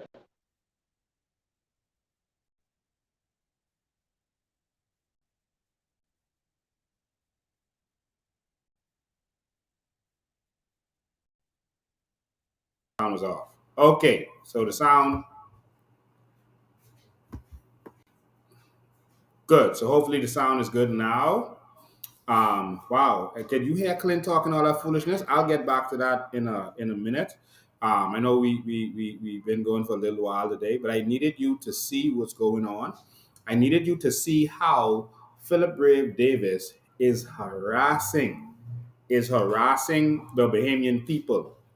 Harassing the Bahamian people. Philip Brave Davis. Harassing Bahamian people. I want you to see. Let me show you what Philip Brave Davis is doing. All right? That's what he is doing. Only him in charge of Crown Land now. Don't mind him trying to push it on, make it sound like it's something to do with the town planning. They're just trying to find any way to get around, to do what they want to do. They're evil. Watch this. We got some things to show you. Watch this right here. This is a house that these people have been living in on the farm. It's a house they've been living in. They just haven't painted it, but this is the house. As you can see, this is not wood here, but this frame is the frame, nice frame. It's a very nice house that they built. They're very smart the way they actually built it. Like I say, they've been in there, and as you can see, it's a very nice house. They built it out of their pockets, spend their money to do it. The house is not a shanty type house. The house has, as you can see, a cesspit, a proper cesspit planted in the ground so that nothing goes into the environment. All right? Proper plumbing. This ain't no going in the back of the house and throwing the stuff in a bag or putting it in a hole or whatever, messing up the environment. This is a proper plumbing facility. They have water, well, electricity. Is a proper system they have set up here. This is not a shanty situation. And so what Philip Davis did was he sent some of his officers there. This is Philip Brave Davis. This is what he did to Bahamians. After you heard what he said in that video, after he said those things in that video that if his Haitians, you can't touch them once they done build. So in other words, once they build, they home free. You can't do nothing with them. And so this is what I'm gonna play this video for you right now. Hold on, sorry. Still showing this is the police officers coming to harass the family, the Bahamian family in that house. This is them. All right. So like someone said, the house is built according to our code. Yes, it is. It's built according to code, hurricane clips and all. But this was Brave Davis sending the police to go and put that on those people's house to harass Bahamians now. While we getting flooded with shanty towns all over this country. All over New Providence, in Andres, all over the place. They building new structures. They went from 50 acres, they said, But when I went there, it wasn't 50 acres, so I don't know where they get that from. Under the Davis administration, that wasn't even 5 acres on the farm. Not even 5 acres. I went there, and Clint went there with me. Y'all remember Bahamas? I went there because the government was ignoring it. This is right before election. I went there, and Clint went with me. That wasn't even 5 acres. When this government take over, it was a little bit more than that. It wasn't 50 acres. They built all that under this administration, who turned a blind eye, while corrupt persons in the administration was selling visas and letting them know, boy, at some point, we have to do something. Make sure you'll get your papers. Come in, get your papers. We get you all straight. That's what they were doing in the last year. That's why they didn't do nothing. And now they're flamming. Like they're doing something on one of the shanty towns. And so they went in there to put the letter. Let me show you the letter. Remember last time I showed you the letter? And it was written like a preschooler wrote it. So this time what they did was they got it typed out. So they went and got this letter typed out. And basically what they're saying is, oh, you went and you built the structure, and we can need this structure removed in 28 days, or we can move it, and that's that. We can demolish this. So they went and threatened the Bahamians. See? Philip Brave Davis. See the coat of arms? Philip Brave Davis threatened the Bahamians, put this letter. In fact, the actual owners never saw this letter. Some people in the area actually took this off. They was being nosy, and they wanted to see who what the police was there doing, and they actually took this down. So the actual persons this might have been intended for, I don't even think they see it. No, they haven't. They might not have seen this. All right, other than if they saw it like this, like how you're seeing it right now. Say, who is yours faithfully? Listen, this, let me see. I can hardly see it. Let me pull it up so you see it good. Let me just pull it up quickly. Give me 1 sec. Contravention of the Buildings Regulations, Chapter 200, illegal construction on well-field land. So now it's on well-field land. Carmichael Road. Who owned the land? It says an inspection was conducted on September 13, 2022 of the above premises located well-field land. Say well-field land. Carmichael Road revealed that illegal construction is being carried out on a wooden stucco building approximately 20 foot 6 inches by 42 foot 6 inches. Also a septic tank 5 by 10 with no visible sign of an approved building permit. Under section whatever of the aforesaid act, the Minister of Public Works hereby serves notice requiring you, the owner, I don't know who the owner is, but if you say it, the government owner, then you wrote this to the government then. Because who's the owner? You need to state who the owner is.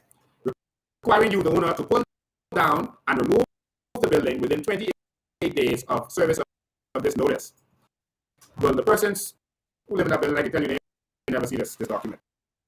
All right? Unless they saw it like this. But they didn't see that when I was posted, because I guess some naughty people went there and they do what they had to do. It says, should you fail to comply with this notice, the minister may, in accordance with section 43 of the Act, pull down and remove the works and recover from you the expenses reasonably incurred in so doing. Faithfully, the Minister of Public Works and Utilities. All right?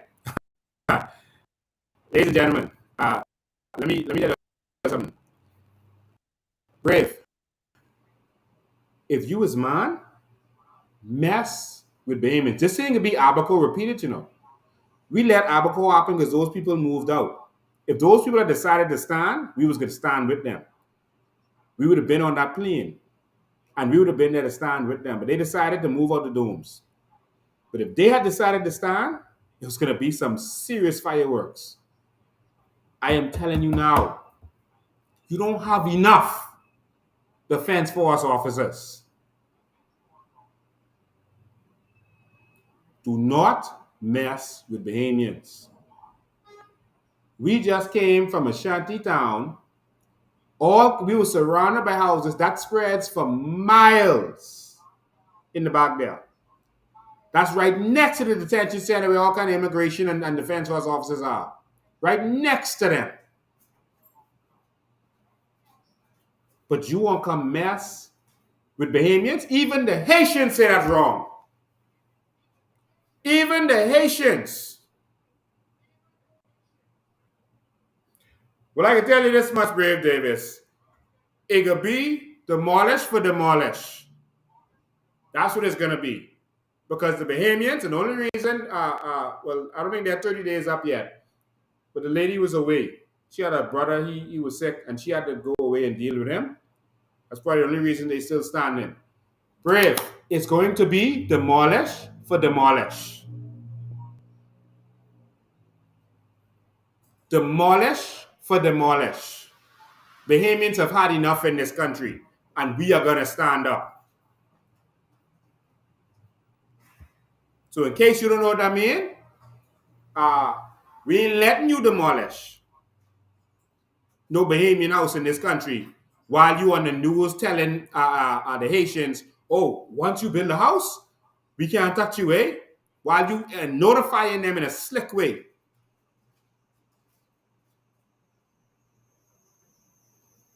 Saying Brave call for the halt of demolitions in Abaco after the Bahamians' dooms done break down. Now he calling for halt. That's what the headline said. That's all right. After they done mash up the Bahamians, all of a sudden after that, Brave calling for halt of demolitions in the Shania. Look at it. Look at it. You're going to There it is. demolish shanty towns. You have to have an alternative for those persons who are living in the The man shanty say towns. once they Davis build made it, the you can't do nothing with them. Brave Davis, don't come on that well field. You hear me? Do not come on that well field. Bahamians have had enough. You all have raped us and robbed us and abused us for too long. But the Bahamas is coming and is actually here, where Bahamians will bow to no one. Bahamians will bend their knees to nobody. Bahamians will not have to stand in line begging for food, begging for jobs. No more. The days are over when Bahamians will be begging in this nation. And you're laughing and taking it for a joke. Our begging days have come to an abrupt end. Bahamas, we ain't gonna let them treat you like crap anymore. We can stand up. It's the job fair line. And I admire everyone who's on this line because they're doing what they're supposed to do. They're hustling because under this government, under this slave plantation, you gotta eat. You gotta do what you have to do. So I respect and appreciate everyone who's on this line trying to make it happen for them and their family. But there's a Bahamas coming where we are gonna benefit from our natural resources, not the illegal immigrants or the legal immigrants. Bahamians are gonna be treated with respect in this nation. We have had enough. And we've taken all that we could take. And we can't take no more. I was gonna play that Clint thing. I don't even know if I want to play that. The answers, I need you to analyze this because I really don't understand why the media is sitting down every week questioning Clint. Clint is not an expert on anything other than talking. Why are you asking Clint about these matters of importance to the nation? And he is giving these condescending answers and these flaming answers to these young reporters. Yeah, I can play Clint. And I got so much to show you all, but before I play Clint, I want you to see this. Remember the man out there? He was the man who said he is building Caprio and Larry's house. The man who's doing all the cussing out there, he's a PLP. That's the Haitian man in the red shirt. He was building Capio and Larry's house. That's the PLP trolls. Can't call them generals, they trolls. He was building their house. And he said, stop him. Well, we went there recently. And listen, Capio and Larry, I mean, just building the house. They take down the whole hill that was there. The house on the hill, they cut down the hill and put some in their foundation. They must sell the rest of the curry. Look at this, y'all. So this is the mansion of Caprio and Larry, the PLP trolls, PLP generals. As you can see, this used to be a hill. If you look at all our other videos, this used to be a hill. But you can see the tracks and stuff in it. They brought a tractor down here recently and cut down the entire hill, and they used it for fill for their foundation. And I guess some they took elsewhere, but they use it for fill for their foundation. And so PLPs are untouched. Again, they can do whatever they want. See here? Use it for fill for their foundation. Cut down the hill rock that was here, that's against the law, and use it in their foundation for fill. It's Caprio and Larry.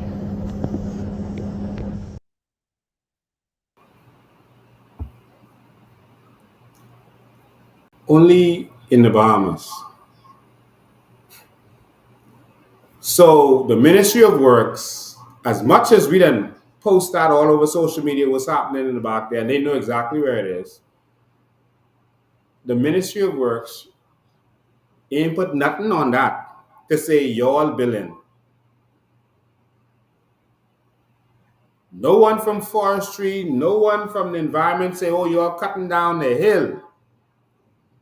Y'all got a whole tractor, a D8 tractor cutting down the hill. But they messing with Bahamians who they believe are not PLPs.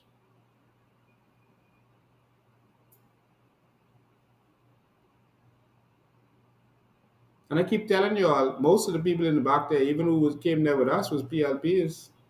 And now they're converting them to leave that cult called the PLP. Because they see how their own government is treating them. So how Capio and Larry, and you see, just by coincidence, we ran into the fellow who's doing the building, and he confessed it again, that he's building for the PLP generals. But Brave Davis sending them to harass anyone in the back there who is not a Haitian and who is not a PLP in their mindset. This is against international law and international treaties. It is discrimination. It is a violation of our constitutional right. International treaties that we have signed on to do not allow political persecution or prosecution that is political in nature. When you can go to a house that's right here and tell them, oh, they're illegal, they're doing this wrong and that wrong, and you can send police, defense force, everyone to post one letter. They send all kind of police, busload, to put one letter on a door. All this crime going on in this country, you know. They send police and defense force to put one letter on a door.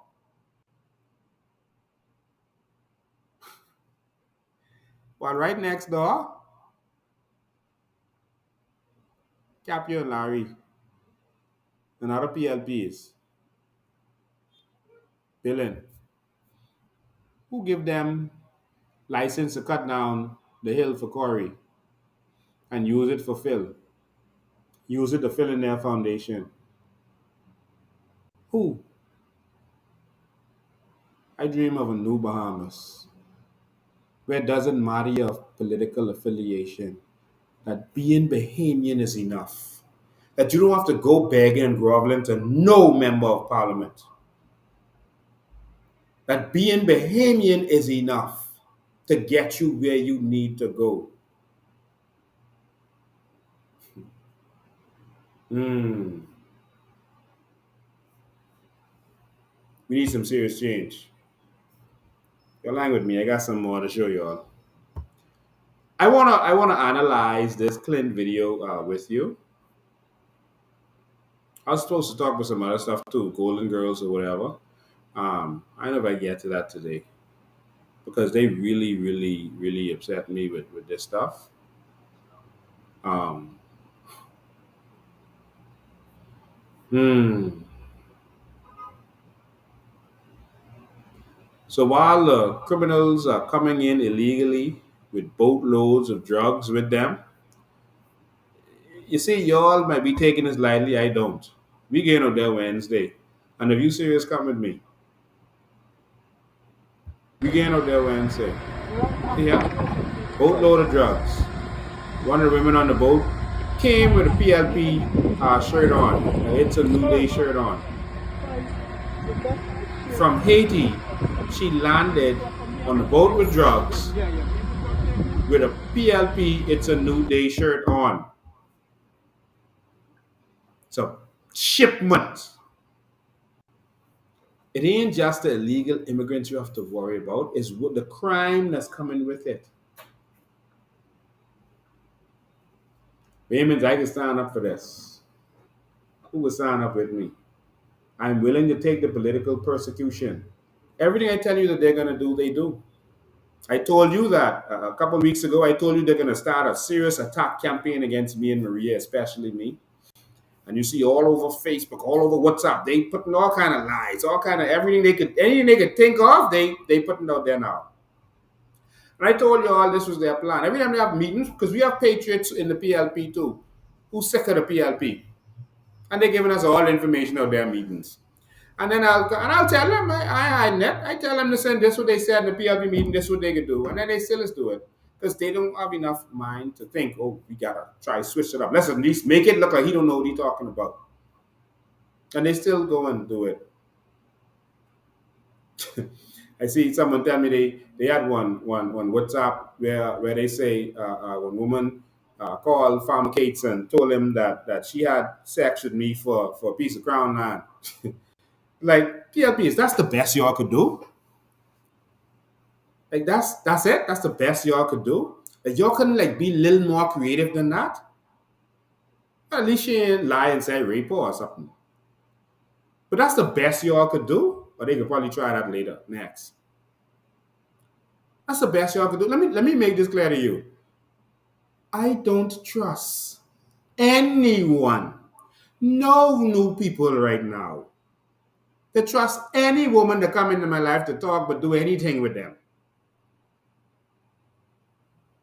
My life is in danger and at risk. You think I go fool with some woman talking about y'all need to think of something else.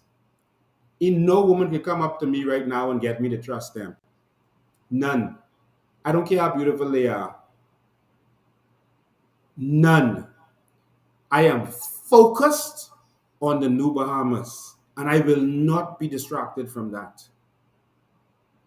There is nothing that Brave Davis could offer me, that no woman could offer me, that no one could offer me.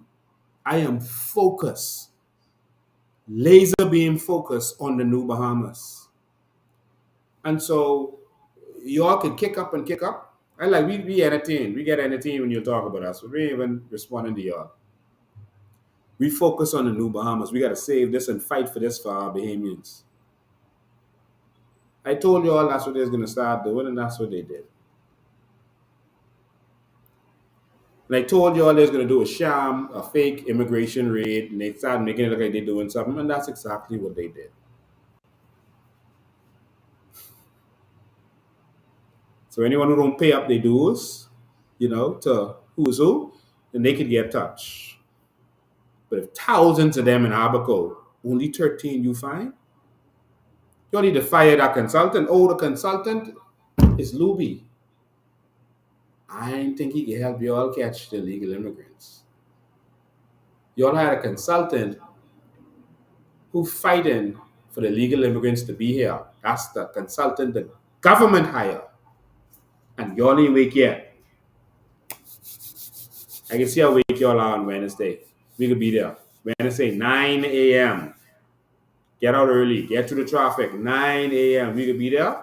Get them letters for each one of those parliament. We can see who duck it. We can see who duck and dodge.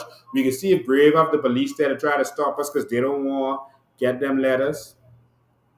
We doing this for y'all to see because we got to wake up. Now, all in those letters is a law that said that if you come here illegally, you cannot get status in this country. If you come here illegally, if you have a child, that child cannot get status in this country. That's all that's saying. That's fair.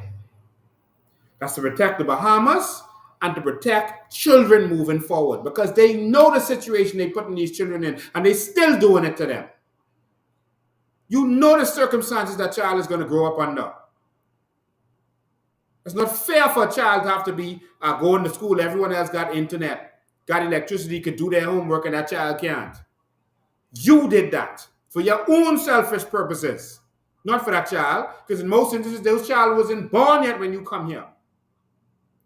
Using those children as shields, as innocent shields against your wickedness. Like how terrorists will use innocent persons to defend themselves. Those children are hostages. I watched a young child cry in a shanty town just now, 14-year-old, big intelligent girl, cry because of the circumstances she had to grow up. She wished her parents never did that to her. Never had her hair. You heard her. We didn't have the camera pointed at her, but I sure y'all could hear. Producer, they could hear. I sure y'all could have heard that young lady. She wished she was never born here. Why y'all doing that to these children and then using them? It is wrong. Politicians making billions of dollars from this immigration scam. That's why they're doing it. Sick of y'all.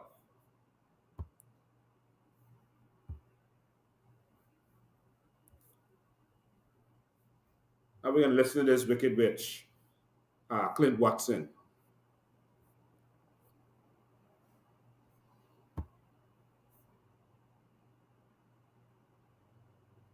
You do this so I could hear it too. Play by play. I want you to listen carefully to this nonsense. Absolute nonsense. We saw some startling information from the Department of Immigration yesterday in regards to Alco. Expanding the shanty towns in Farmer and Marshall from some 50 acres to over 200 plus. And it appears to be presenting certain problems, a national security risk, and an environmental issue, because we saw hundreds of houses constructed since Hurricane Dorian that are unregulated. What is the government's position with regards to addressing this seriously perplexing problem, particularly with an environmental perspective? Exactly what we began to do. We began to move in and address them.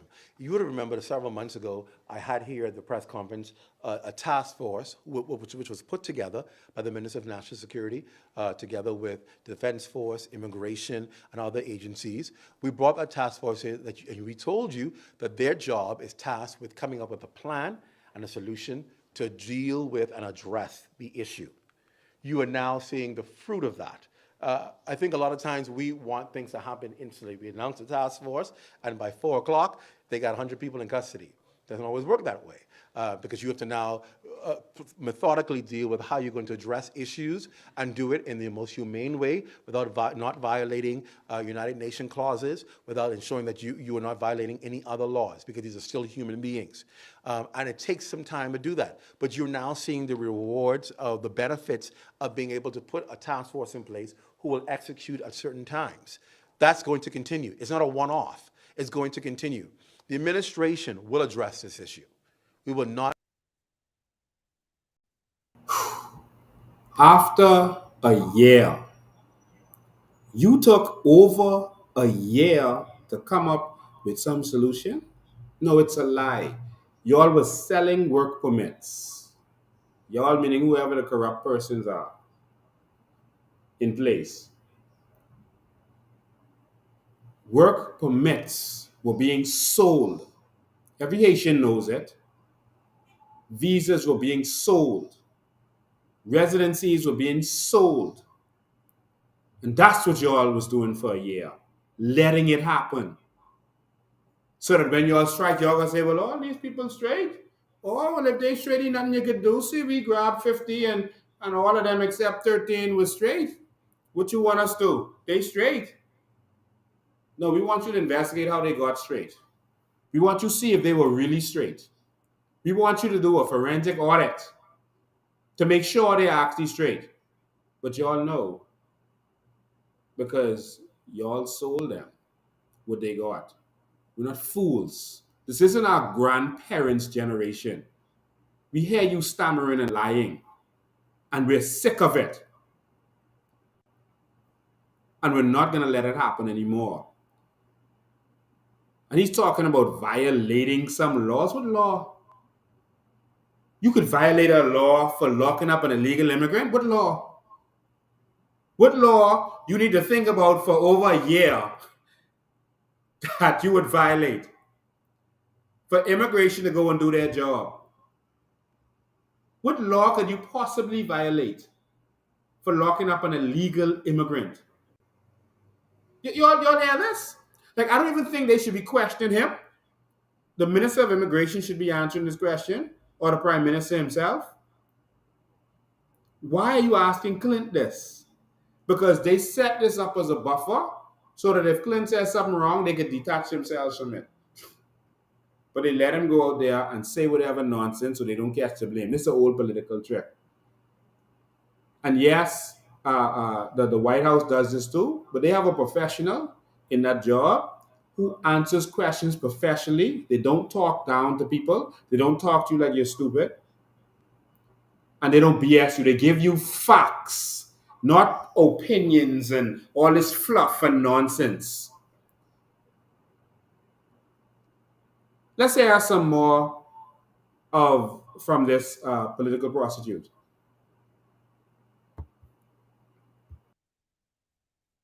Some people have said, labeled it, and kick the ball down, kick the can down the road. We're going to address it, but we have to do it in a way that's methodical, that it will not cause the Bahamas to be sanctioned by in the way it deals with things, by ensuring we don't have to have the interruption of courts, because we know there are people in our country who will gladly go and get injunctions that they've done in the past, and it halts your whole operation. So it requires being able to methodically plan how to execute the plan to bring about the results. And you're seeing the result. It's not going to be an overnight thing. It will take some time to address this issue. But be sure about it. The administration is keen on addressing the issue. The Minister of Immigration is mandated, and he is well executing his job to ensure it happens. National security. Let me correct more of lying Brave David, because Brave them said him out there to lie. No court can put an injunction on any government from arresting illegal immigrants. That was never even considered. The injunction was referenced to breaking down homes because it said that some Bahamians might have rights to the homes. I've read the injunction to you before. There might be Bahamians living in there with some rights. That's the big issue. Remember, they tie it to their Bahamas-born children. It wasn't about the arrest of illegal immigrants. No court can stop the executive. The judicial cannot stop the executives from carrying out their duty as long as it's within the law. It cannot happen, and that was never considered in this country. So Clint is lying, and it is offensive to intelligent Bahamians for him to be repeating that nonsense. Over a year has passed, and you're only doing this because of, in your words, in your meeting, because of linking them. That's your words. Linking them, getting too much traction on this immigration thing. We got to make it look like we're doing something. We got to soften the blow. Let's listen to some more from this political prostitute. Security's on board as well, and they're addressing the issue. It will happen. Now, I know to a lot of our frustration, it's not happening fast enough, and people in Abaco are frustrated because they're seeing these things pop up. we're finding ways to address it. I believe if you ask me, can it go faster? I would surely like to see it go faster, but I recognize that there's a process to it, but I want to see it done rather than it not be done and sit around and we see the problem emerging to another community, a huge shantytown community. We want to ensure that it's addressed, and we're trying to address that, Shelley. The concern of many residents, I don't want to say it's just in particular, is that how is it that the government can allow an expansion from 50 acres to over 200 plus acres of unregulated houses? I'll tell you how. You're saying it can be methodically done, and it's been done over a period of time. Right. Let me tell you how. And I'll tell you this from my intelligence as a journalist on that very same story before I was in this place. And let me tell you what my intelligence shows, because I questioned the same thing. And that same town that you're talking about had just begun to start when we went and did investigative reporting in there and find out what's going on. The reason why it's so difficult for government to be... What does Clint mean that he just started to understand this? Clint, we don't care about your understanding of this. Clint, you have no expertise in immigration or policing or anything of the like. What do you mean you just came to some understanding?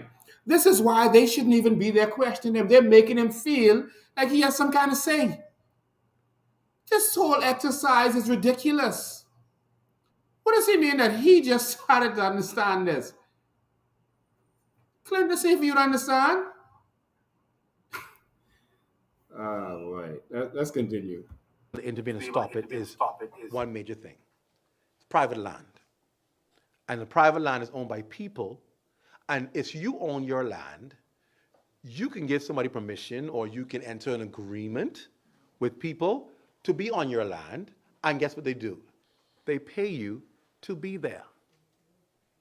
You understand? It's not government land, private land. And so it's very... So this lying demon,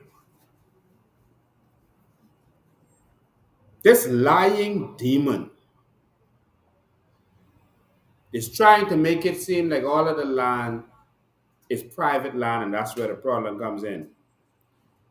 If you build without Ministry of Works permission on private land, your house can be broken down. Private land doesn't stop you from arresting illegal immigrants. In fact, if it's private land, you can arrest whoever owned the land who allowed them to be there once they knew they was there. What is this lying fella talking about?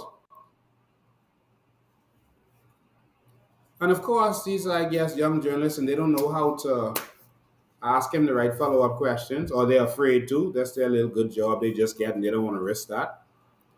What is he talking about private land? But someone's going to ask him the question in a minute, and then he's now going to have to start talking about the crown land, because the major part of these shantytowns are on crown land. Yes, a part of this farm where they are, a part of that is private land. But SC Buddha that we showed you, that's hundreds and hundreds and hundreds of acres of crown land that they own. We showed you the proof. What is this man talking about? Private land doesn't stop anything. It definitely doesn't stop you from locking up the illegal immigrants. They should be going on all of those keys and all of those construction sites and arresting them. They should be there at the ferry dock waiting. But they don't want to do that. Let me make this clear to you. I heard them another interview talking about they're going to add more immigration officers. Listen, the mud and pigeon peas was across the street from immigration. The mud and pigeon pea was across the road, literally on the next side of the road, right in front of immigration. And I was allowed to build up like that. It don't matter how much immigration officers you hire. Y'all are corrupt. And y'all are letting this happen in our country. And send out these lying, paid prostitutes. Paid to lie to the Bahamian people and deceive the Bahamian people. Clint, you should be ashamed of yourself.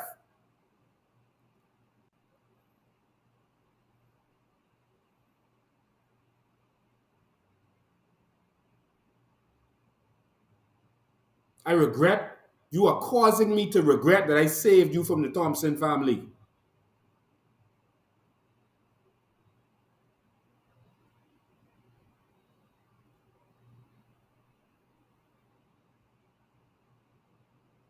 That I stopped them from doing what they wanted to do to you because of what they was accusing you of.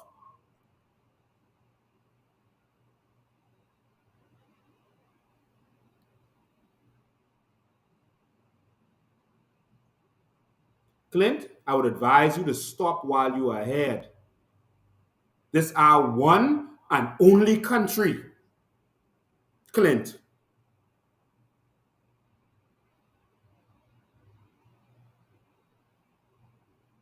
And I'm not playing with this.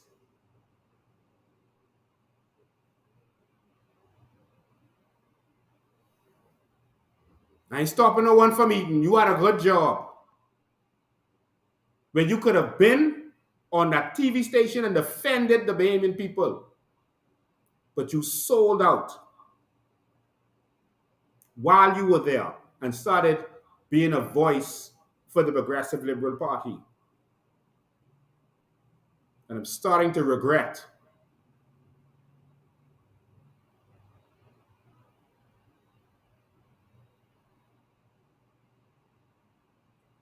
not letting the Thompson family expose you.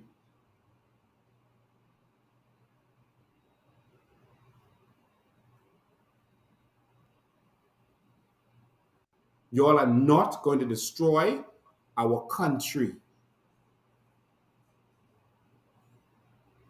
Clint, stop.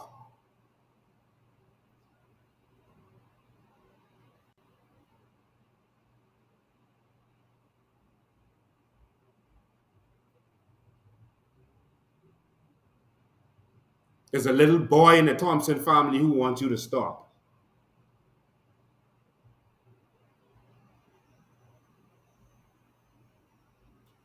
Release man now. I'm sick of these people selling out our country. This country is almost gone. This country is gone to the dogs. This country is gone to the dogs. They're selling this country out to these bold people.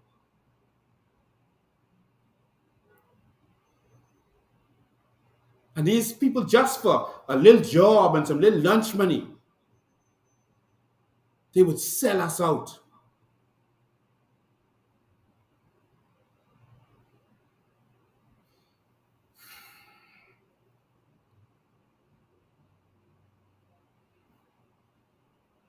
Very difficult for government to step in and tell somebody, no, you can't let them do that because it's not government's land. Now, you may say there are regulations though, and that's where you come in and that's where you try to fight from. The Ministry of Works Code of Building, which is not being followed. And you try to address it from that area, and that is a process within itself, right? And nowadays, if you look at these shanty towns, they ain't building them like how they used to build them anymore. They're livable homes now because they're trying to do what they can to be able to follow. Now, when you running electricity from home to home by a wire and so forth, Clint, it doesn't matter how they build the house. If they built it without permission on the crown land or private land, they have a problem. They're legal immigrants. Even if they're legal, it doesn't matter if they build the house to code. Clint, what are you talking about? Y'all are so busy trying to defend the destruction of our nation, the sale of our nation, that y'all are just going to say anything and hope that anything sticks.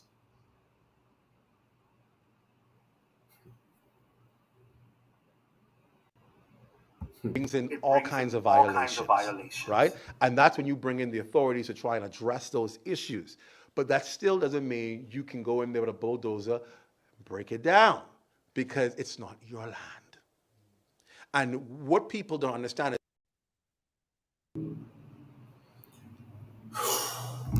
Clint. Oh, Clint. Oh, Clint. Clint. The act says, the Building Regulation Act says it's clear as day that they can break down the land of those illegal immigrants.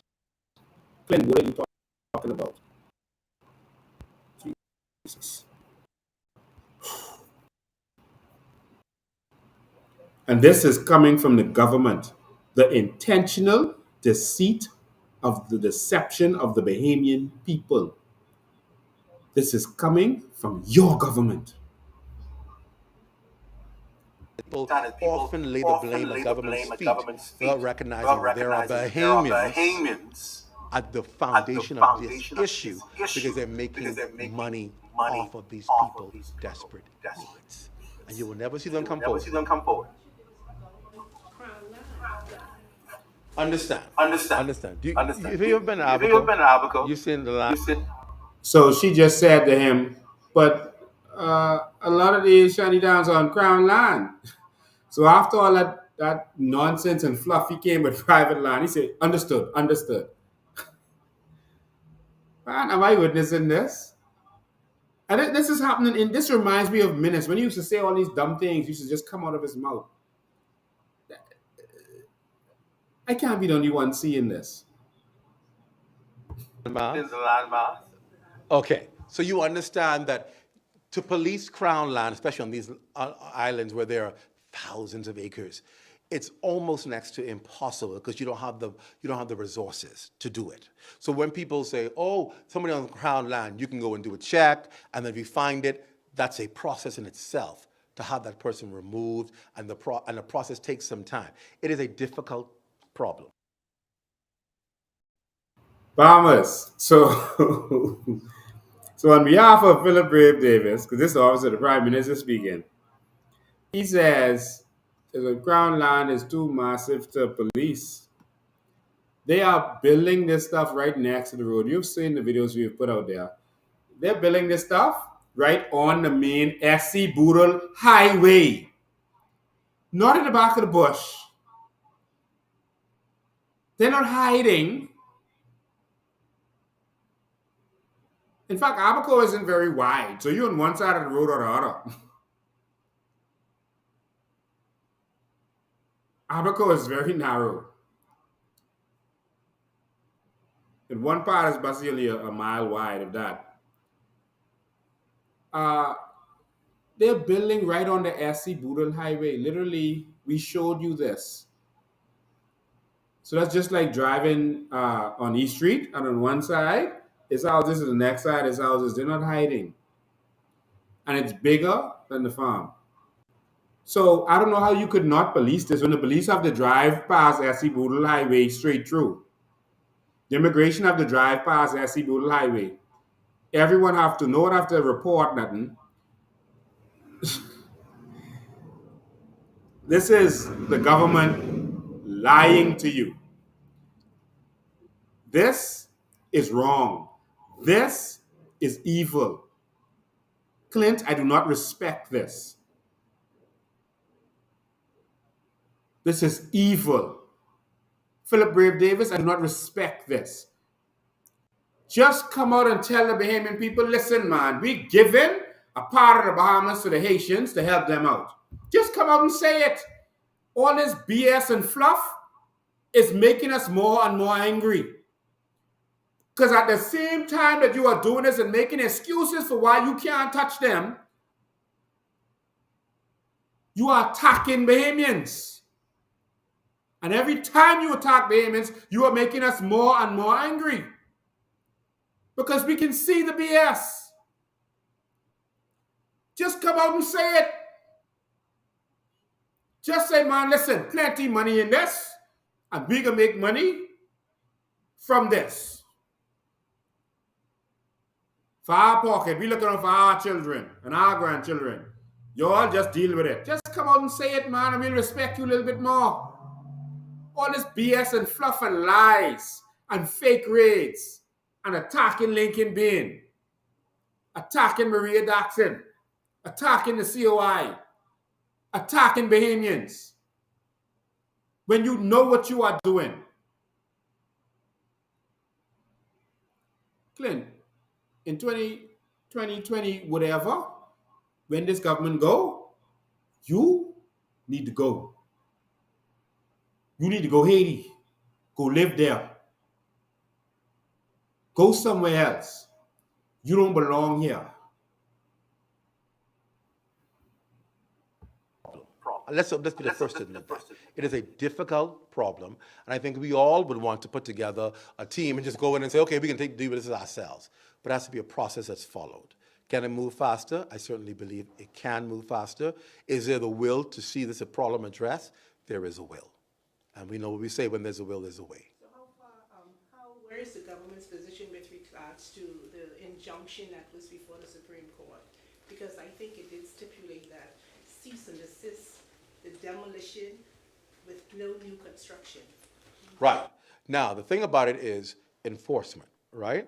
We need enforcement because there are certain laws that have been put in place. There are certain conditions that have been put in place in these communities. So what we're trying to do now is be able to enforce on these particular communities. Remember now, this is not the same area where these homes were built before. It's new.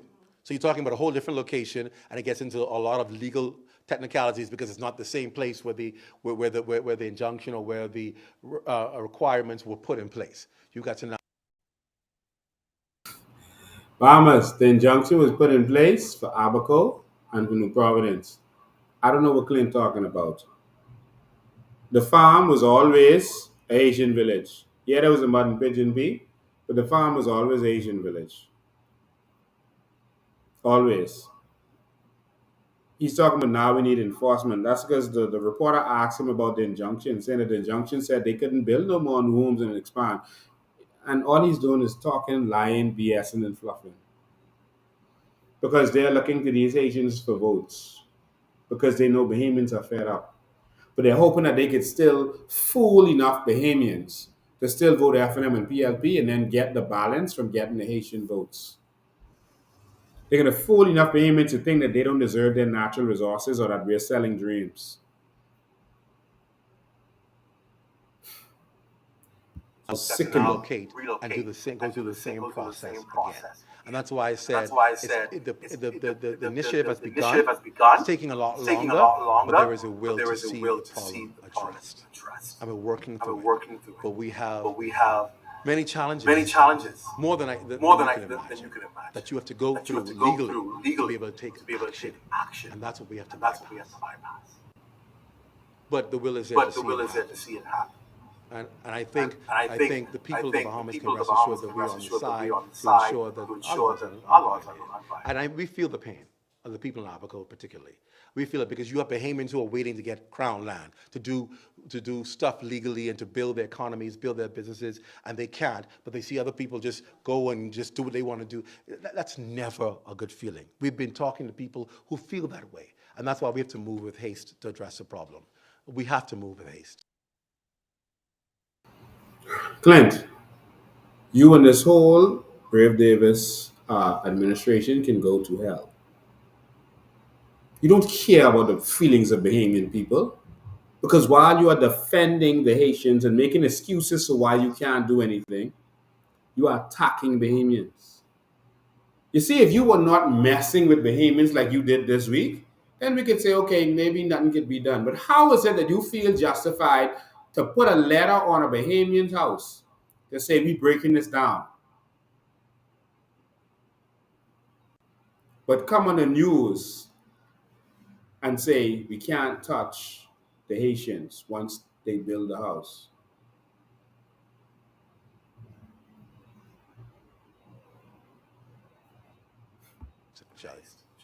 We have to. Any other questions?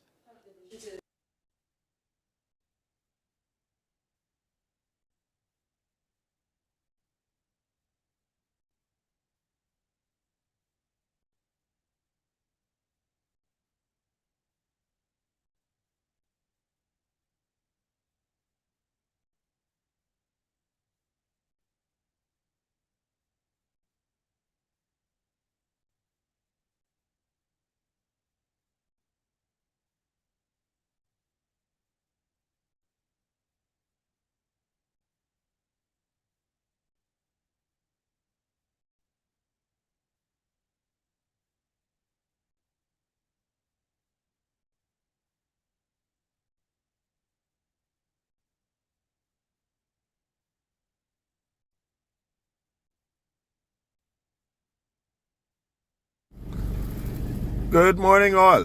I am sending a video of a Bahamian lady that has been on this land, this crown land here, with this granite. I don't know. I know her being around here from at least about 20 years, 30 years or so, since I was a little boy. This is the lady. There's a Haitian village on the south side of her, and they told her that she have too much land, and the Haitian men is a rasa on a regular basis. You know, I guess throwing the little jazz and cursing at her or whatever. So this is a property right here. There's a good spread. Looks like about, I'd say maybe about 3 acres. There's some fruit trees, stuff. You think that makes sense? Does that make sense? Do you have the right to even? I don't even. She's been complaining as well. So you couldn't hear me a minute ago. I was just out of message to Clinton. It's probably better that he didn't hear that. That's another Bahamian being harassed by these Haitians. So while they are attacking us and defending these Haitians, Clinton them, braving them, the Haitians are bullying our women, our mothers we're supposed to be protecting. Remember, you couldn't say something but someone mother in this country? I don't care if you was in primary school or high school, you couldn't say something but a mother. You couldn't disrespect an old lady in front of nobody. Remember, in this country, you couldn't disrespect an elderly lady in this country? Now we got these people coming in our country, disrespecting our women and kicking them off their land. The Haitians telling her there's too much land for you. So the Haitians telling her, in our country, ladies and gentlemen, on Wednesday at 9 o'clock in the morning, I'll spread the word. The media ain't gonna let us spread this. The media is sold out. 9 o'clock in the morning, you all come be with me. We're just going to deliver some letters. See, no protests. We are going there for legitimate reasons.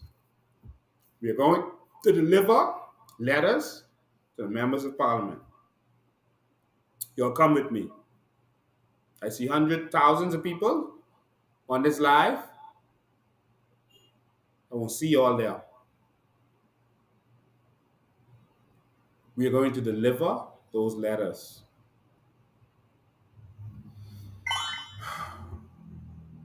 Because we can't take no more. Because we can't take no more. And now on top of all of that, you have Fred Mitchell saying that basically we are compelled, we don't have a choice but to send aid to Haiti. This Fred. Minister Fred Mitchell says the Bahamas may have no choice but to send assistance to Haiti on the law enforcement and healthcare front. This while the impoverished island nation has been experiencing major gang violence and a recent cholera outbreak.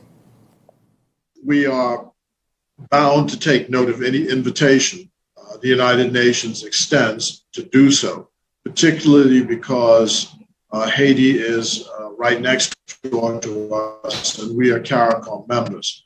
So all of it has to be in the context of CARICOM and in the context of the UN Security Council resolution or a resolution from the Organization of American States. This is not something that we would enter into alone. I would just recall that the Bahamas participated in 1994 in a similar exercise. We sent 141 troops to Haiti at that time to help in the policing action.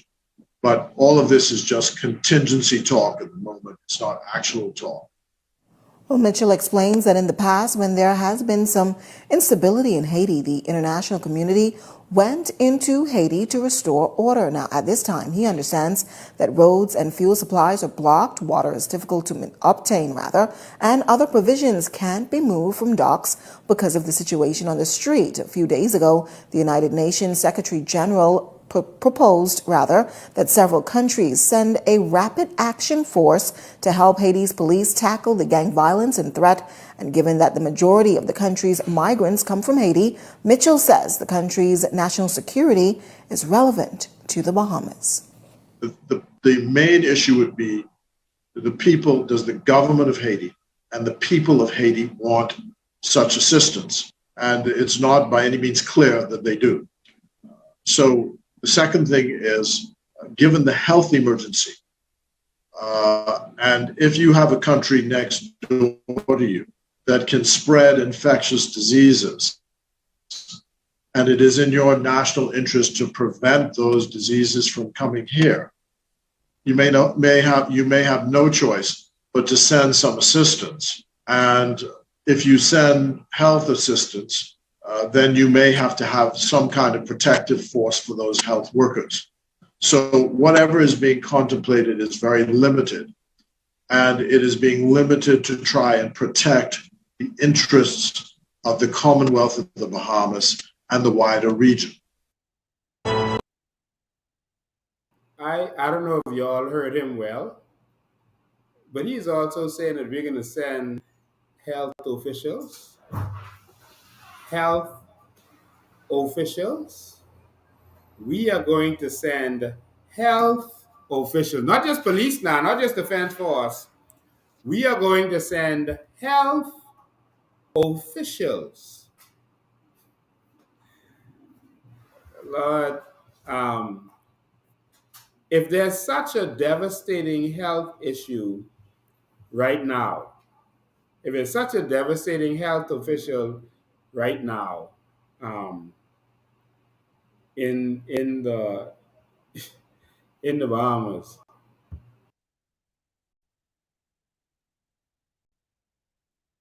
if there's such a devastating health issue right now, how are you not locking our borders? Someone explain that to me. Now you're talking about the health issue, the cholera, etc., but our airport is still open to accept them every day. Every day flights come in from Haiti. Twice a week is Bahamas Air. Our border's still open and there's a health crisis coming from there. Countries, when there's health crisis from other countries, they will lock that country off. Ah, boy. I don't know. I don't know. Ladies and gentlemen, I'm going to open the phone line. We have to use a different line today.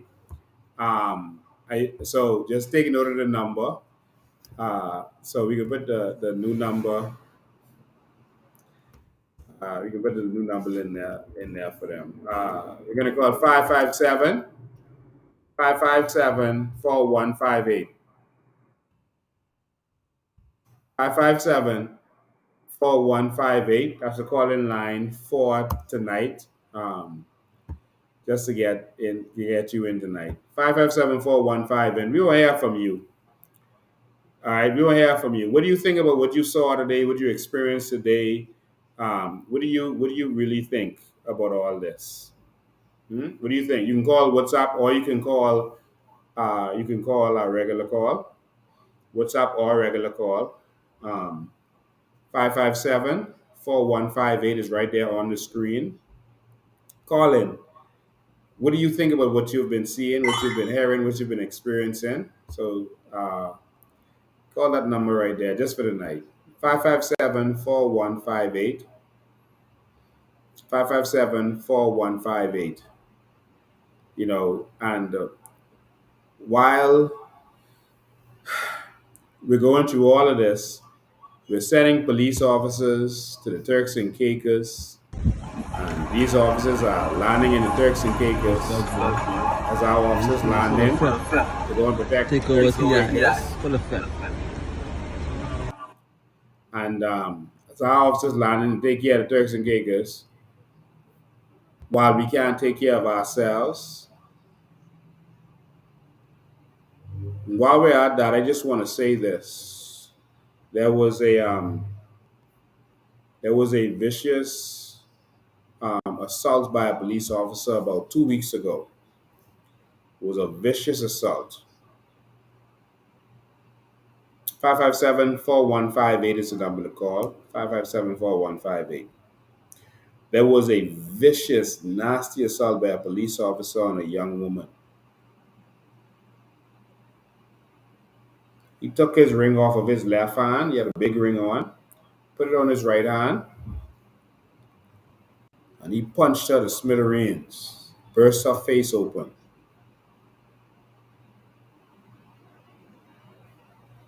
Burst her face open. A young woman. Wasn't doing nothing to him. An innocent young woman. A police officer did that. I'm not saying this to say that every police officer is bad. I'm saying this to say that that police officer is a demon and must be fired.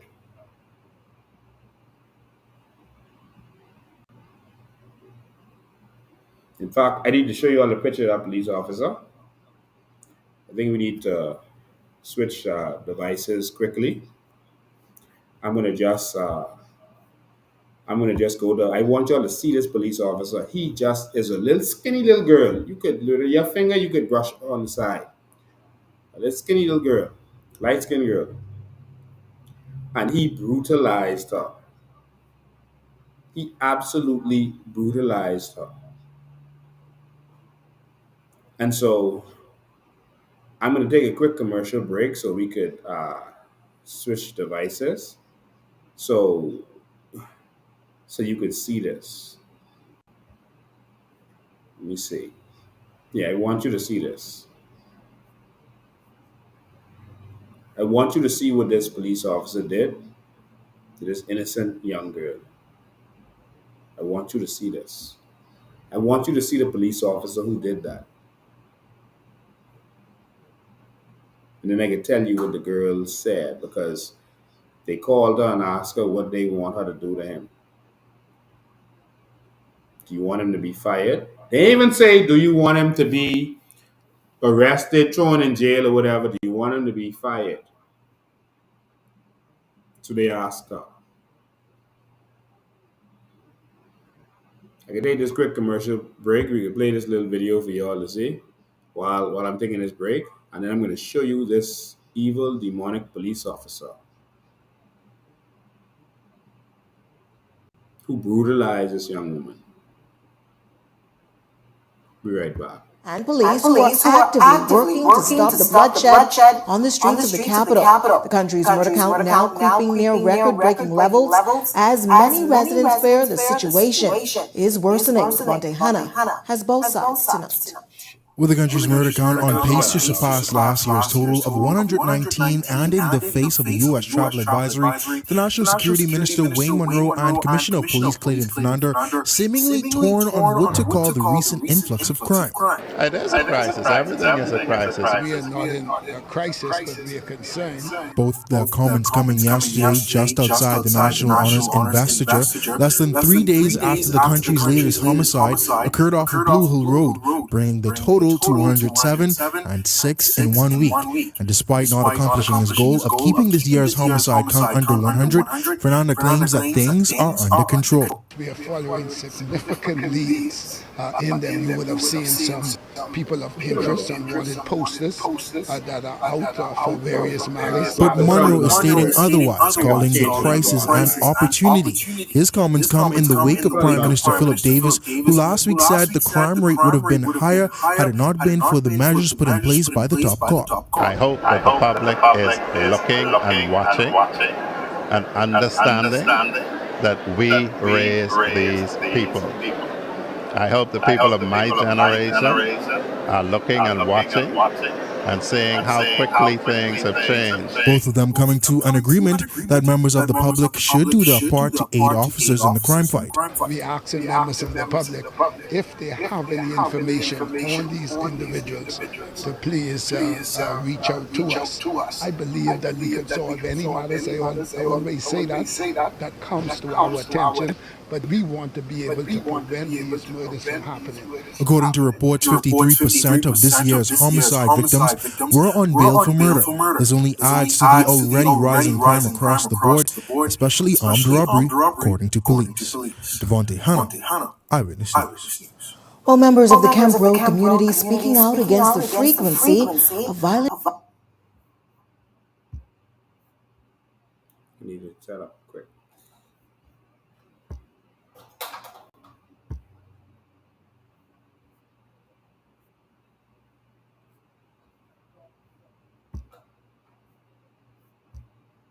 Close to the road, and I said, let me run, go through the bush to come take a look at it. You must be fixing something on it. Look at the size of the screen. Bahamas, just look. Now I come to dig out around here. My God, look at the size of that bucket. That bigger than the biggest dump truck you have ever seen, the bucket of that. Lord, Mr. Prime Minister, you don't think Bahamian people deserve nothing what the screen is doing to us? This will be here for the next generation digging. My Lord, look at the size of the screen. Wow. This the size, this bigger than a building. This bigger than a building. They got to have kitchen and bath. They got kitchen and sleeping quarters got to be on the green. All of that is engine.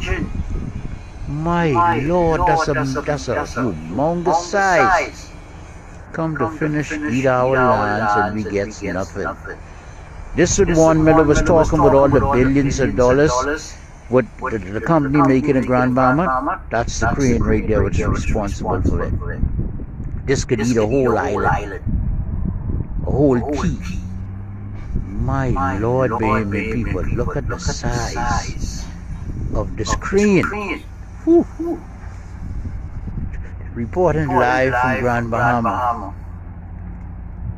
Look at the size of the screen. My Lord. Ah boy, and we get nothing. And they smile up in our faces, these politicians, FM and PLP, and think this is a game. They want to see us poor, keep us poor. No love for us. No love for us. You think we have to be living like this in this country? These people intentionally do this. We got to change these governments and get rid of them. They all are part of this. They all are getting rich off of this. Look at the hill over there. $2 a ton. My Lord, that's more than a ton in a damn bucket there without a scooper. Oh, these people just raping and robbing us, and you all right there with party colors. Oh boy.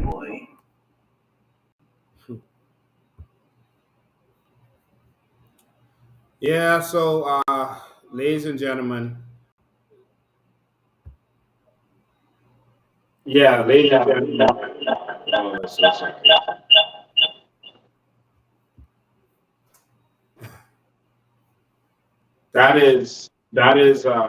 This is what we're experiencing. Oh, I don't know what's going on with our over here. Something's happening. Check. Hold on. Make sure we're getting the right view. So we just have to check it. We have to change the devices and calibrate. So we have to change the number. It's still not on.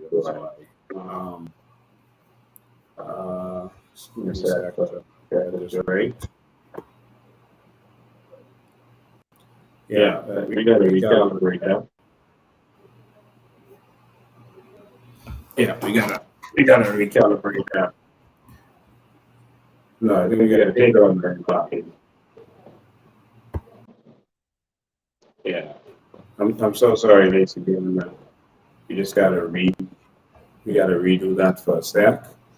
Let's go to another camera. All right, so we just go to another camera until we get it back up.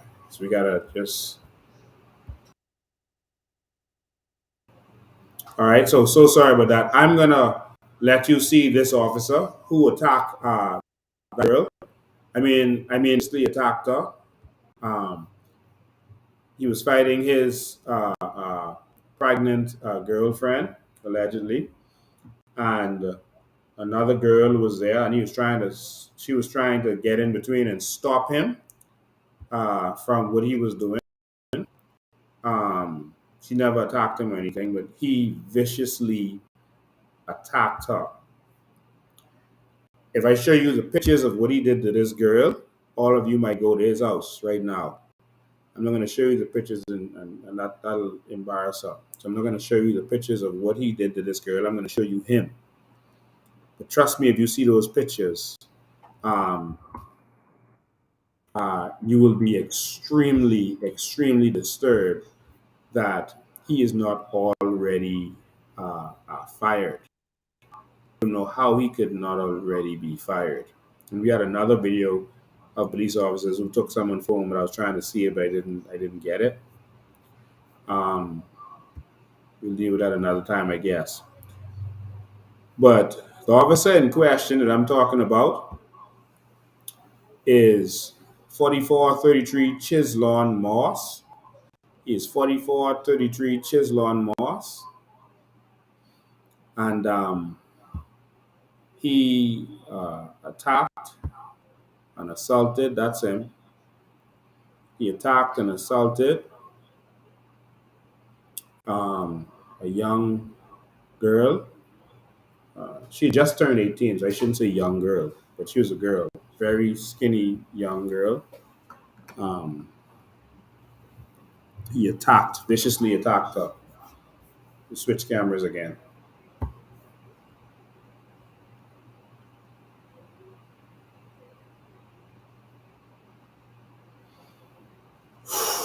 This is him.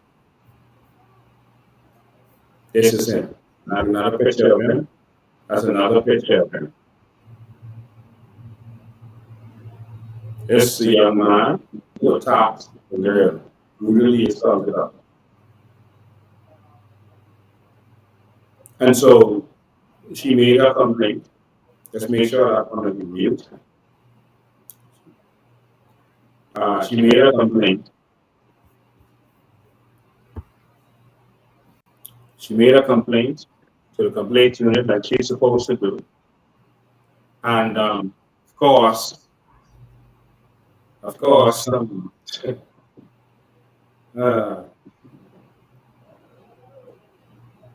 they called the girl and asked her what she wanted to do, and if she wanted fired, what she wanted. The phone line has changed. You call 803-5995. Let's change the phone line on to get these images to you. You can call 803-5995 if you want to call in. If you want to call in live, I saw somebody who was calling the previous number. Call in live. We got a few minutes left. 803-5995. You can call that number. 803-5995. 4433 Chisholm. It's the gentleman. So they asked, do you want him fired? Do you want him fired, or what do you want to happen to him? And she's like, I don't want him to lose his job. She's a very sweet young lady. Very sweet, innocent young lady. And she said, I don't want him to lose his job, And they wasn't even, that's grievous harm, in my opinion. Cause now grievous harm, something like that. She had to get stitches, her face is bust open. Very beautiful girl. She's an entertainer by profession. Now she's gonna have a scar on her face. He ruined her in that way. And they called her to ask her, what do you want to happen to him? We haven't seen him arrested. She didn't want him to lose his job. So they're supposed to call her back to say what they've done. Only in the Bahamas. Only in the Bahamas. So that's him. Again, his name is 4433 Chislon Moss. That's him. So if you see him on the continual release force, then it's probably because of corruption. But hey, it's Bahamas. Anything goes. And so Well, we see Carol is still allowed to be walking around on the farm doing whatever he want to do. But it's Bahamas, where anything goes. But that's him right there. So when you see him on the street, just say hi to him. All right. So that's it. So if you want to call in, you can take a couple minutes for calls. 803-5995 is the switch numbers. I'm so sorry. 803-5995. There's another incident where police officers took a phone from someone who's recording them while they were talking there. That's unlawful. It's illegal if it's an assault for any police officer to do that. And that's what they did. And so we need to get that right. All right, we need to get that right. So I just want to say that while I'm waiting for your call me, man. Don't let me sit here talking to myself. While we are sending police officers to Haiti and we're sending police officers to Turks and Caicos, the police officers at Cable Beach Police Station have one car. One car for the whole station. Do you know how much money they spend to send those officers and house those officers in Turks and Caicos? They said, oh, we made an arrest. We are reaping fruits. What fruits? Someone who's wanted in the Bahamas was arrested there.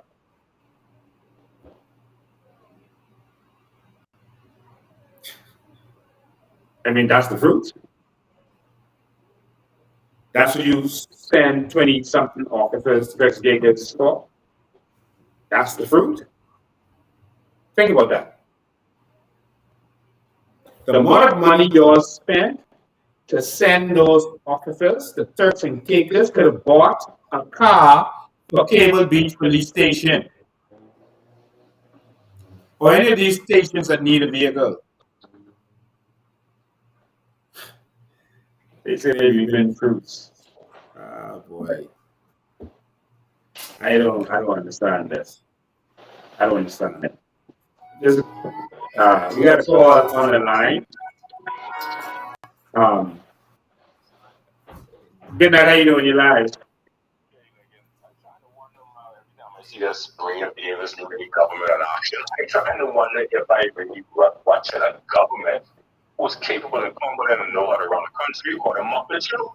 It's just like Kermit the Frog, them and feed them and God. So everything is running the show in this country because this man going to say, oh, what's the Haitians that you can't touch them, baby, and you can go and put letters on the people's door. Right? The people them see. Yeah. And they better ride and they're talking about ride with rape and everything comes later. I know some people but those are the new days, I watched them on Facebook posts and how hard things is, but I'm starting to cry out to me and have them points for me. Wow. There's something this week.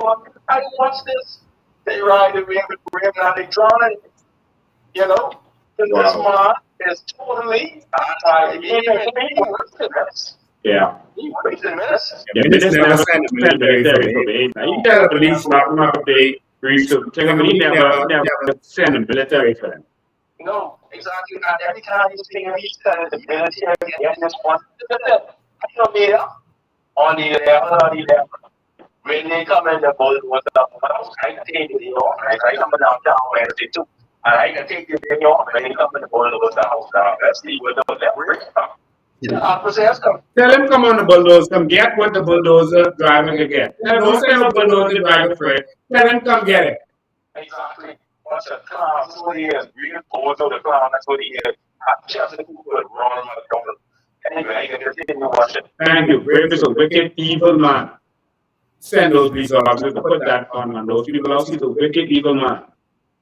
You know, and like I just put in the staff, you know, this non-thinking, no plan government. I want you to look at this carefully. This is the 38 new food items, right? This is 38 new food items. I was going to play the video where you're talking about this, but I really don't want to even hear his voice right now. So I'll skip that.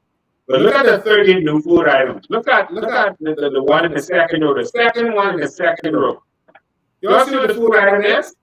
Cornflakes. So price control is now on cornflakes. You all see that? Man, I wish I could enlarge this for you all. Price control is now on cornflakes. Man, you all explain that to me. What is cornflakes? So not on frosted flakes. Just cornflakes. Not on Rice Krispies or Cocoa Puffs. Just cornflakes. This is when you have a government that doesn't think, doesn't plan, and jokingly call you at the intern write this up. Not breakfast cereals, cornflakes. So Kellogg's. Or imitation Kellogg's, cornflakes. So if the box don't say cornflakes, it ain't price control. So listen, man, I don't understand these people. So only conflicts. That's what it is. Now, this is what the government didn't think of, y'all. 803-5995 is the one to call. Regular call or WhatsApp.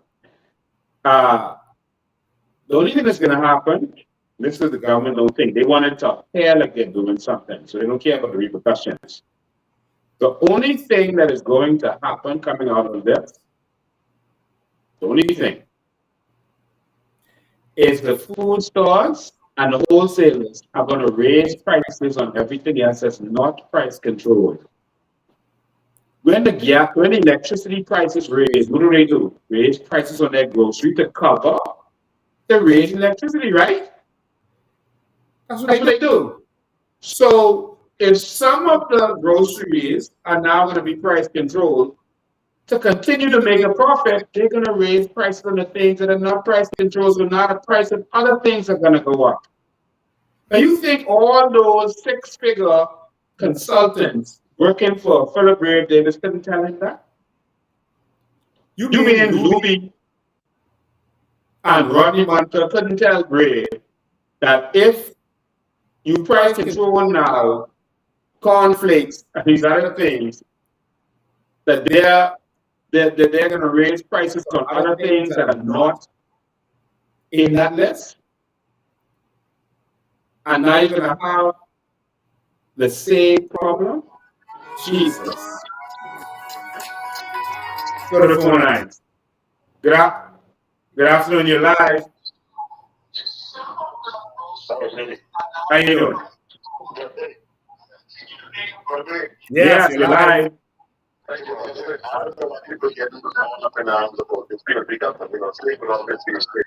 Yeah.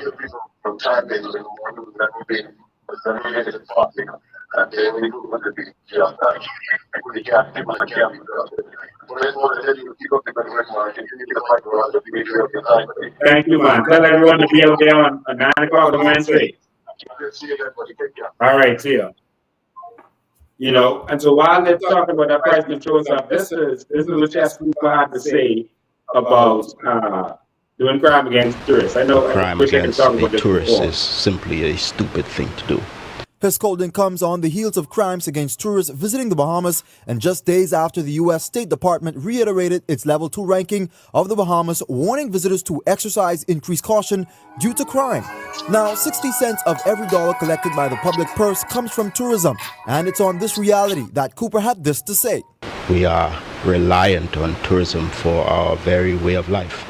We've maintained a high quality and standard of living, and therefore it boggles the mind that anyone would seek to kill the good. That's the Deputy Prime Minister. Listen, you can touch the tourists. Sorry, you can touch the babies, but don't touch the tourists. Gonna go back to the straight to the phone lines. Good afternoon, you're live. Good night, Lincoln. Good night, how you doing? Okay. I want to do the math, so we actually calculate up. Yes. Okay. Okay.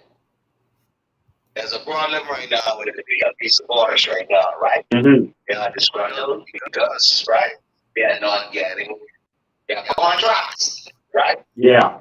Now, these are regulars now who always every 5 years get contract. Yeah. Yeah. What's the max now? That's a small amount. Mm-hmm. I'm trying to remember the numbers we voted for PLP this past election. Right. Only I would say, well, not even 1% of those who voted, less than 1%, being awarded contracts. What's it now? The rest are just bodies of orders. What's it now? Now, them being party supporters, right? Just coming on the pandemic, they suffering, right? Yeah. They suffering. They financially are suffering going through. Now watch this now. It was bold enough and have that vision enough to put the COI in this last election. You said this December we'll be getting 100 grand. December, we had already gotten that. So I hope everybody even who listen now, you are suffering. Payments, you all are suffering. You understand? Some people have some health issues, some underlying issues, and you need monies to deal with those medical conditions. The markup ain't sufficing enough to have enough money to deal with that problem. Yeah. This administration is not going to help you. Why suffer? The man willing to give you 100 grand and you do the carbon credit stuff. Yep. All of that.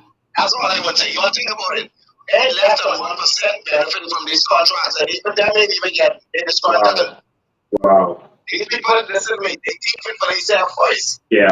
That's what you do. They think for you already getting that. You all go around this circle again. You all get mortgage to pay. Kids them in high school. You understand? You got underlying sicknesses. All this stuff. Why you continue to vote for these people? Why? Yeah. Get your 100 grand and live. And invest. I go again. Yeah, man. You saw that big crane taking our natural resources. That crane. Biggest villains. Some of the biggest villains in this country. The crane. So this one about big two right here. We're having a cookout, a fundraising cookout. Yeah, we still got our beers. We're having a fundraising cookout for the COI. And so the COI Women's Alliance, yeah, they're getting very active. The COI Women's Alliance presents Gather for the Feast. So Thanksgiving, they're going to have a Thanksgiving luncheon. It's going to be right there at our Pinewood headquarters. And so the tickets are only $15. Wow, you got to order. You know what he said? You know, that's all you're making? Wow. But you ain't getting no Thanksgiving dinner that cheap from here. So thank you to COI Women's Alliance. That's not a giveaway. So $15. Thank you all so much. I will be there. It's going to be peas and rice, glazed ham, roasted turkey, all fish, stuffing, candied yams, baked macaroni. Oh my God. Love this. And there's going to be drinks and desserts, all right, on sale. So it's going to be at CIOI Pinewood headquarters, so you can come right here. And that's going to be, you can get your tickets from anyone you know in the COI or come to the headquarters during the week to get your tickets. It's going to be on November 14th, starting at 11 a.m. November 14th, starting at 11 a.m. Make sure you are there. The tickets is only $15, and that's the ticket. It's a fundraiser. Well, we got to raise money to get this done. The revolution is not cheap, so we got to get this done. So assist us as we assist you, all right? And so just want to remind you that the Men's Alliance, make sure you join up and be a part of the Men's Alliance. You can call the office number to see how you can become involved. That number is 804-4264. And see how you can become involved. There's also the Youth Alliance. You can call that same number and you can see how you can get involved or be a part of our Women's Alliance. They're already on the move and they are breaking off running. And so we're doing some things and we want you to be a part of this. We're structuring this and we are forming an army to go back and take this country over and give it to the Bahamian people. Everything belongs to us because for too long we've been raped and robbed. And we gotta take our country back. All right. So, ladies and gentlemen, that's it for tonight. We got a long one tonight. You got to see what's going on. How everyone else has free reign to do whatever they want in this country, but the Bahamians are treated like dogs and treated like dirt. I guess Brave thought that, we're gonna give them some minimum wage, and we're gonna promise them some stuff. So now we can go forward with making them again. And maybe the people wouldn't mind. I think Bahamians have sense. Bahamians can see when we are being treated like dirt. And there's only one reason we're being treated like dirt. And that's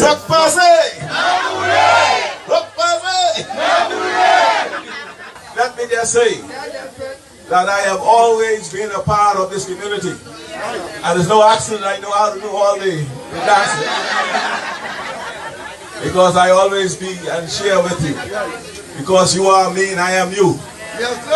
And I'll be here with you always. And those who knew me from the past and know me now, they always knew that I was there and always been there for you. I don't call you all, you all are not Haitians, Bahamians. You are Bahamian, and your origin is Haitian. Mine too, and many of us. We have to stay apart for now so we can be together later. You know now.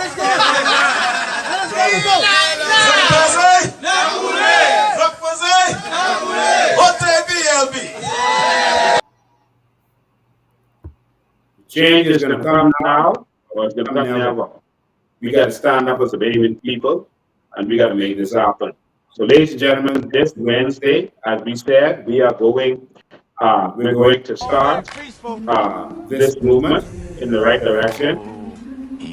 We are going to fight for our country.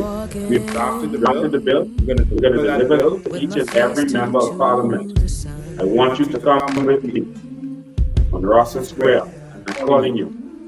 Come with me. Take the day off. Calling in this, calling there, get it off. Calling whatever. Let's go save our country. You see the mindset of these people who are to come. You see how they have made a lot to whatever they want in this country while the government pretends like they don't see it, like they don't know about it. It's time to change the government. It's time to change. Who's going to stand with me? Question. The Asian woman said, everything enough for us, too small. This one is over. He said, we'll never forget this time. That's simple words.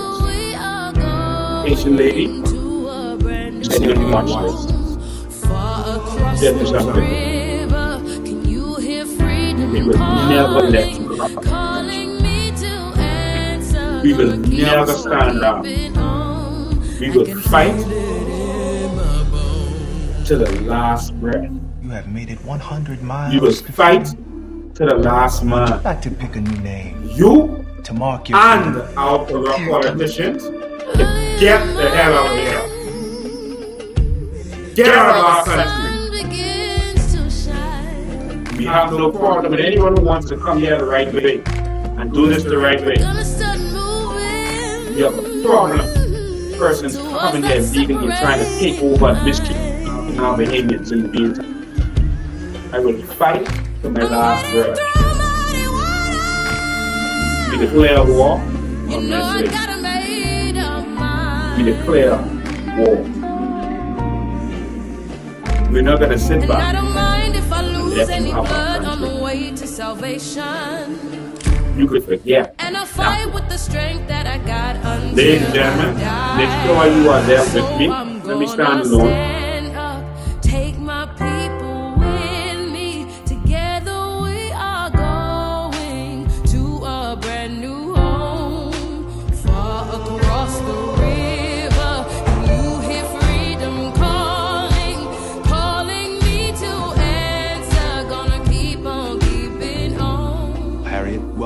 Underground Railroad. It's got two parts.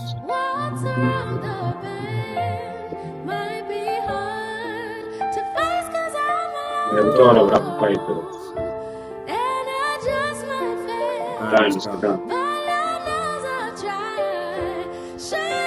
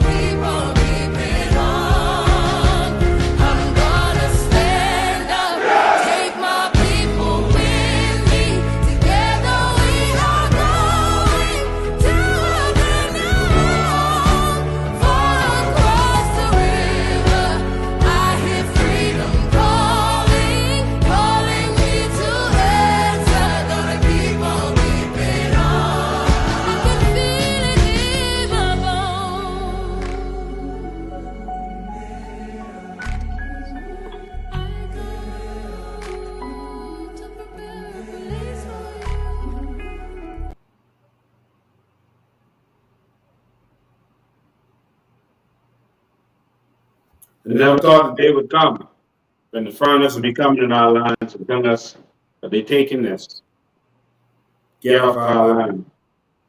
When the government would be hiring them, paying them to advise them how to take over our land.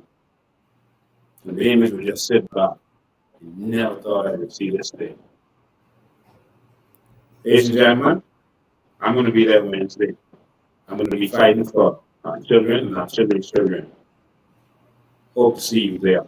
Wednesday, 9 a.m. Be on time. Ladies and gentlemen, as you know, change is not coming. Change is here. The time has come to stand up or die. What do you do? See you next time.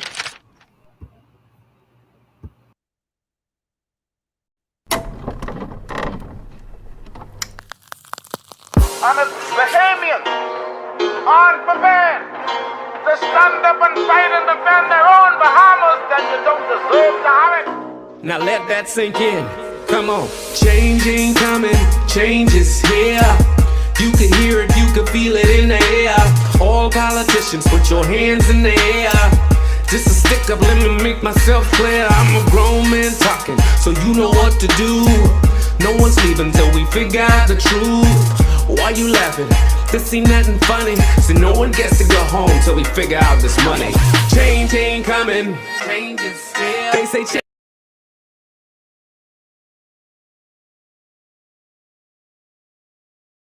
Change ain't coming, nigga, change is here.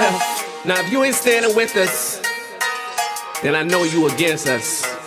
Bahamas, this ain't no time for us to be lukewarm. This is war, and we riding through the storm. Come on.